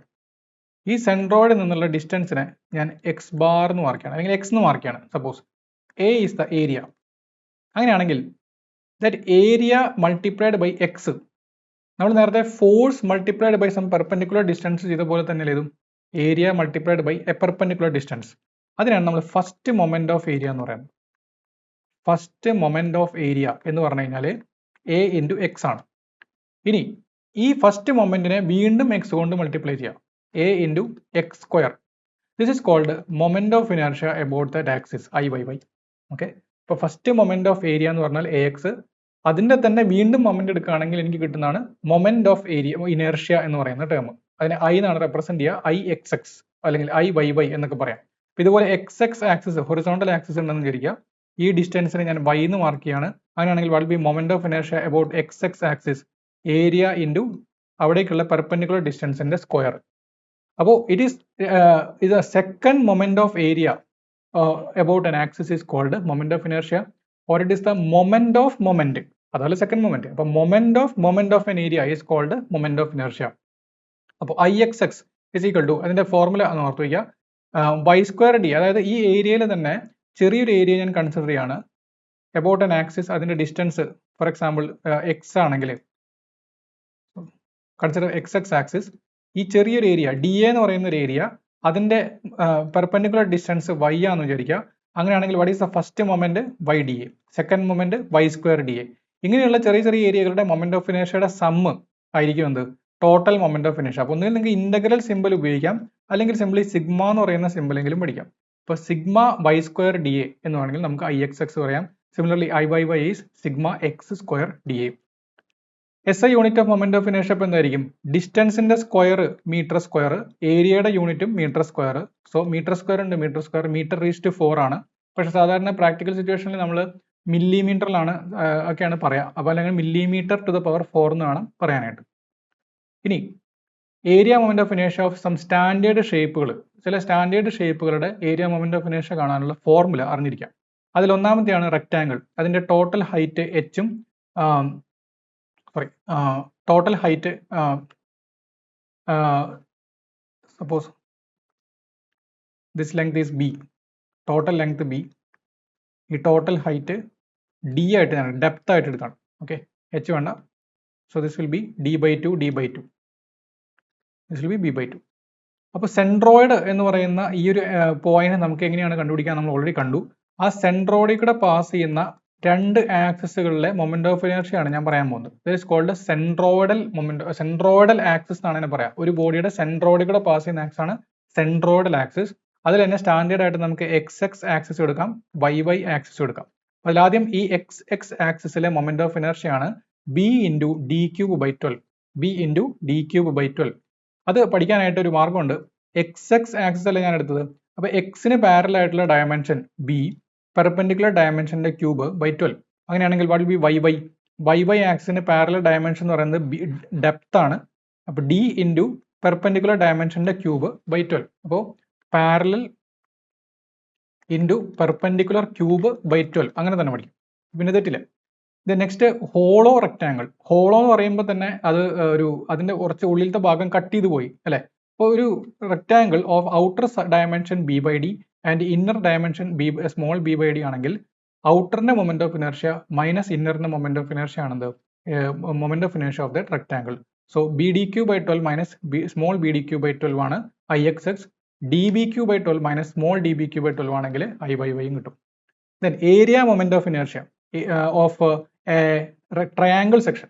Triangle സെക്ഷന്റെ ഏരിയ മൊമെന്റ് ഓഫ് ഇനേർഷ്യ എന്ന് പറയുമ്പോൾ ശ്രദ്ധിക്കുക, ട്രയാങ്കിളിന്റെ കേസിൽ ഇതാണ് അതിന്റെ സെൻട്രോയിഡ്. ഈ സെൻട്രോയിഡ് പാസ് ചെയ്യുന്ന ആക്സിസ് ആണ് XX ആക്സിസ്. ഈ ഹൈറ്റ് എന്ന് പറയുന്നത് സെൻട്രോയിഡേക്കുള്ള ഈ ഹൈറ്റ് എന്ന് പറയുന്നത് h/3 ആയിരിക്കും. നമ്മൾ നേരത്തെ പറഞ്ഞ മീഡിയൻ 2:1 എന്നുള്ള റേഷ്യോയിൽ കട്ട് ചെയ്യുന്നു പറഞ്ഞിരുന്നു. അപ്പോൾ ഇവിടെ വരച്ചിരിക്കുന്ന ഒരു മീഡിയൻ ആണ്. ഈ A എന്ന് പറയുന്ന പോയിന്റിൽ നിന്ന് B എന്ന് പറയുന്ന പോയിന്റിലേക്ക് വരച്ചിരിക്കുന്ന ഒരു മീഡിയൻ ആണ്. ആ മീഡിയന്റെ 2:1 എന്ന് പറയുന്ന ലെങ്ത് ആണ് ഇവിടെ എടുക്കുന്നത്. അപ്പോൾ ടോട്ടൽ ലെങ്ത് 3 ആണെങ്കിൽ ഈ ഹൈറ്റ് എത്രയായിരിക്കും? അപ്പോൾ 1/3 ആയിരിക്കും. സോ ടോട്ടൽ ഹൈറ്റ് h ആണെങ്കിൽ h/3 ആയിരിക്കും എന്ത് സെൻട്രോയിഡിന്റെ ഹൈറ്റ്. അങ്ങനെയാണെങ്കിൽ ബേസിൽ നിന്ന് h/3 ഹൈറ്റിൽ ഒരു സെൻട്രോയിഡ് കിട്ടി. അതിൽ കൂടെ നമുക്ക് ഒരു ഹൊറിസോണ്ടൽ ആക്സിസ് വരയ്ക്കാം. ആ ഹൊറിസോണ്ടൽ ആക്സിസിലെ moment of inertia will be BH3/36. Then circle ആണ് ഏറ്റവും ഇമ്പോർട്ടന്റ്. സർക്കിളിന്റെ മൊമെന്റ് ഓഫ് ഇനേർഷ്യ എന്ന് പറയുന്നത് IXXും YYയും ഒക്കെ ഈക്വൽ ആയിരിക്കും. കാരണം എന്താ, ഒരു സർക്കിള് XXലും YYയിലും ഒരുപോലെയാണ്, സിമെട്രിക് ആണ്. അതുകൊണ്ട് തന്നെ അതിന് മൊമെന്റ് ഓഫ് ഇനേർഷ്യയും സെയിം ആയിരിക്കും. πd⁴/64 ആണ് moment of inertia. D is the diameter of the circle. ഇനി ഹോളോ സർക്കിൾ ആണെങ്കിൽ എന്ത് വരും? Outer moment of inertia minus inner moment of inertia, that is π into capital D⁴ minus small d⁴/64. Capital D is the outer diameter, small d is the inner diameter. ഇനി ഒരു semi സർക്കിളിന്റെ moment of inertia ആണ് 0.11 r⁴. Semi സർക്കിളിന്റെ കേസിൽ നമ്മൾ കണ്ടിരുന്നു 4r/3π. അത്രയും ഡിസ്റ്റൻസിലായിരിക്കും ആര് കിടക്കുന്നത്? സെൻട്രോയിഡ്. അതിൽ കൂടെ പാസ് ചെയ്യുന്ന ഹൊറിസോണ്ടൽ ആക്സിസ് XX ആണെങ്കിൽ ഈ XX ആക്സിസിലെ മൊമെന്റ് ഓഫ് ഇനേർഷ്യ കാണാനുള്ള ഫോർമുലയാണ് 0.11 r⁴. R is the radius of the semicircle. ഇനി നിങ്ങൾക്ക് AC എന്ന് പറയുന്ന ഒരു എഡ്ജിൽ കൂടിയുള്ള മൊമെന്റ് ഓഫ് ഇനേർഷ്യ കാണണമെങ്കിൽ πd⁴/128. ഏതായിരിക്കും അത്? നേരത്തെ പറഞ്ഞ സർക്കിളിന്റെ മൊമെന്റ് ഓഫ് ഇനേർഷ്യയുടെ നേരെ പകുതിയാണ്. കാരണം ഒരു സർക്കിളിനെ അതിന്റെ ഡയമീറ്ററിൽ കട്ട് ചെയ്ത് കഴിഞ്ഞാൽ കിട്ടുന്നതാണ് സെമി സർക്കിൾ. അതുകൊണ്ട് ആ ആക്സിസിലെ moment of inertia of a semi circle will be half of that of a circle. സർക്കിളിന്റെ നേരെ പകുതി ആയിരിക്കും അവിടെ കിട്ടുന്ന moment of inertia. Then mass moment of inertia എന്ന് പറയുന്ന concept, it is a second moment of mass. നേരത്തെ പറഞ്ഞ ഏരിയ മാറ്റിയിട്ട് നേരെ മാസ് ആക്കിയാൽ മതി. അല്ലെങ്കിൽ moment of mass is called mass moment of inertia. അപ്പോൾ ഏതെങ്കിലും ഒരു ആക്സിസിലെ മൊമെന്റ് ഓഫ് ഇനേർഷ്യ എന്ന് പറയുന്നത് mass into perpendicular distance square, അങ്ങനെയായിരിക്കും എടുക്കേണ്ടത്. നേരത്തെ എന്തായിരുന്നു? y² അല്ലെങ്കിൽ x² dA എന്നൊക്കെയാണ് നമ്മൾ എഴുതിയത്. അപ്പോൾ പെർപെൻഡിക്കുലർ ഡിസ്റ്റൻസ് r എന്ന് ഞാൻ ജനറലി റെപ്രസെന്റ് ചെയ്യുകയാണെങ്കിൽ ദാറ്റ് ആക്സിസിലെ moment of inertia will be σr² dm ആയിരിക്കും. R is the perpendicular distance of mass dm from the axis. Okay. Now SI unit ഇപ്പോൾ എന്തായിരിക്കും? ഇതിന്റെ കിലോഗ്രാം. അതായത് ഇത് മീറ്റർ സ്ക്വയർ, ഇത് കിലോഗ്രാമിലാണ്. So therefore kilogram metre square ആണ് ഇതിന്റെ SI യൂണിറ്റ്. ഇനി ചില സ്റ്റാൻഡേർഡ് ആയിട്ടുള്ള ചില സോളിഡ്സിന്റെ മാസ് മൊമെന്റ് ഓഫ് ഇനേർഷ്യ നമുക്ക് കാണാം. അതിൽ ഒന്നാമത്തെയാണ് uniform rod, thin rod about middle axis perpendicular to the length. അപ്പോൾ അതിന്റെ ആക്സിസിന്, ഈ റോഡിന്റെ ആക്സിസിന് പെർപെൻഡിക്കുലർ ആയിട്ട് നിൽക്കുന്ന സെൻട്രിൽ കൂടെ പാസ് ചെയ്യുന്ന ഒരു ആക്സിസിലെ മൊമെന്റ് ഓഫ് ഇനേർഷ്യ. ആ മൊമെന്റ് ഓഫ് ഇനേർഷ്യ ഈ റോഡിന്റെ മാസ് m-ഉം അതിന്റെ ലെങ്ത് l-ഉം ആണെങ്കിൽ that moment of inertia is given by ml²/3. Then ഒരു തിൻ സർക്കുലർ റിങ്ങിന്റെ കേസിലെ മൊമെന്റ് ഓഫ് ഇനേർഷ്യ എന്ന് പറയുന്നത്, ഒരു സർക്കുലർ റിംഗ് എന്ന് പറയുമ്പോൾ അതിന്റെ ഓൾമോസ്റ്റ് അതിന്റെ റേഡിയസ് r ആണ്. വളരെ തിൻ റിംഗ് ആണ്. അപ്പോൾ അതിന്റെ തിക്നെസ് നിഗ്ലിജിബിൾ ആണ്. ഓൾമോസ്റ്റ് m മാസ് ആണ് അതിനുള്ളതെങ്കിൽ that moment of inertia about an axis, ഈ പ്ലെയിനിൽ റിങ്ങിന്റെ പ്ലെയിനിൽ തന്നെ കിടക്കുന്ന രണ്ട് ആക്സിസുകളാണ് XX ആക്സിസും YY ആക്സിസും. ആ ആക്സിലെ moment of inertia will be mr²/2 ആയിരിക്കും. mr²/2. ഇനി റിങ്ങിന് പെർപെൻഡിക്കുലർ ആയിട്ടുള്ള ഒരു ആക്സിസ് ആണ് എന്ത്? Z axis. Z ആക്സിലെ moment of inertia will be mr² ആയിരിക്കും. mr². Now mass moment of inertia of a circular lamina. Circular lamina എന്ന് പറയുന്ന നേരത്തെ റിങ്ങും ലാമിനയും തമ്മിലുള്ള വ്യത്യാസം എന്താ? റിങ്ങില് ഈ ഔട്ടർ റേഡിയസിൽ മാത്രമേ മെറ്റീരിയൽ ഉള്ളൂ, അല്ലെ? ഒരു സൈക്കിളിന്റെ ടയർ ആലോചിച്ചാൽ മതി. അത് പക്ഷെ ഇവിടെ എന്ന് പറഞ്ഞു കഴിഞ്ഞാൽ ഒരു ഡിസ്ക് പോലെയാണ്, ഒരു ഡിസ്ക് ആണത്. ഡിസ്ക് എന്ന് പറയുമ്പോൾ ത്രൂ ഔട്ട് ഇവിടെ മെറ്റീരിയൽ ഉണ്ട്. അങ്ങനെയുള്ള ഒരു കേസിലെ moment of inertia is mr²/4 ആയിരിക്കും. നേരത്തെ പറഞ്ഞ മൊമെന്റ് ഓഫ് ഇനേർഷ്യയുടെ നേരെ ഹാഫ് എടുത്താൽ മതി. IXXും IYYയും സെയിം ആണ്. അത് that will be equal to half of that of a ring, that is mr²/4. Similarly IZZ എന്ന് പറയുന്നത് നേരത്തെ റിങ്ങിന്റെ പറഞ്ഞ അതിന്റെ ഹാഫ് ആയിരിക്കും mr²/2 ആയിരിക്കും. ഇനി സ്പിയറിന്റെ കേസിൽ XX y ZZ ഒക്കെ ഒരുപോലെ നിൽക്കുന്നത് അല്ലെ. അതുകൊണ്ട് mass moment of inertia will be equal to 2/5 mr². 2/5 mr² ആയിരിക്കും. അപ്പൊ ഇത്രയാണ് നമുക്ക് ഈ ഒരു എഞ്ചിനീയറിംഗ് മെക്കാനിക്സിന്റെ സിലബസുമായിട്ട് ബന്ധപ്പെട്ട് പറയാനുള്ളത്. ഇതിലൊരു കാര്യം നിങ്ങൾ ശ്രദ്ധിക്കുക, മൊമെന്റ് ഓഫ് ഇനർഷ്യ എന്ന് പറയുന്ന ടോപ്പിക് അവർ എടുത്ത് പറഞ്ഞിട്ടില്ല. പക്ഷെ ഞാനത് പറഞ്ഞത് നിങ്ങൾ സ്ട്രെങ്ത് ഓഫ് മെറ്റീരിയൽ പോലുള്ള സബ്ജക്ട്സിൽ ഈ മൊമെന്റ് ഓഫ് ഇനർഷ്യ ആവശ്യമുണ്ട്. മാസ് മൊമെന്റ് ഓഫ് ഇനർഷ്യ ആവശ്യമില്ലെങ്കിലും ഏരിയ മൊമെന്റ് ഓഫ് ഇനർഷ്യകൾ ആവശ്യമുണ്ട്. സോ നിങ്ങൾ ആ ഒരു ഫോർമുലകളും സെൻട്രോയിഡിന്റെ ഫോർമുലകളൊക്കെ കൃത്യമായിട്ട് പഠിച്ചിരിക്കുക. അപ്പോൾ നമുക്ക് സ്ട്രെങ്ത് ഓഫ് മെറ്റീരിയലിന്റെ റിവിഷൻ സീരീസ് ആയിട്ട് വീണ്ടും കാണാം.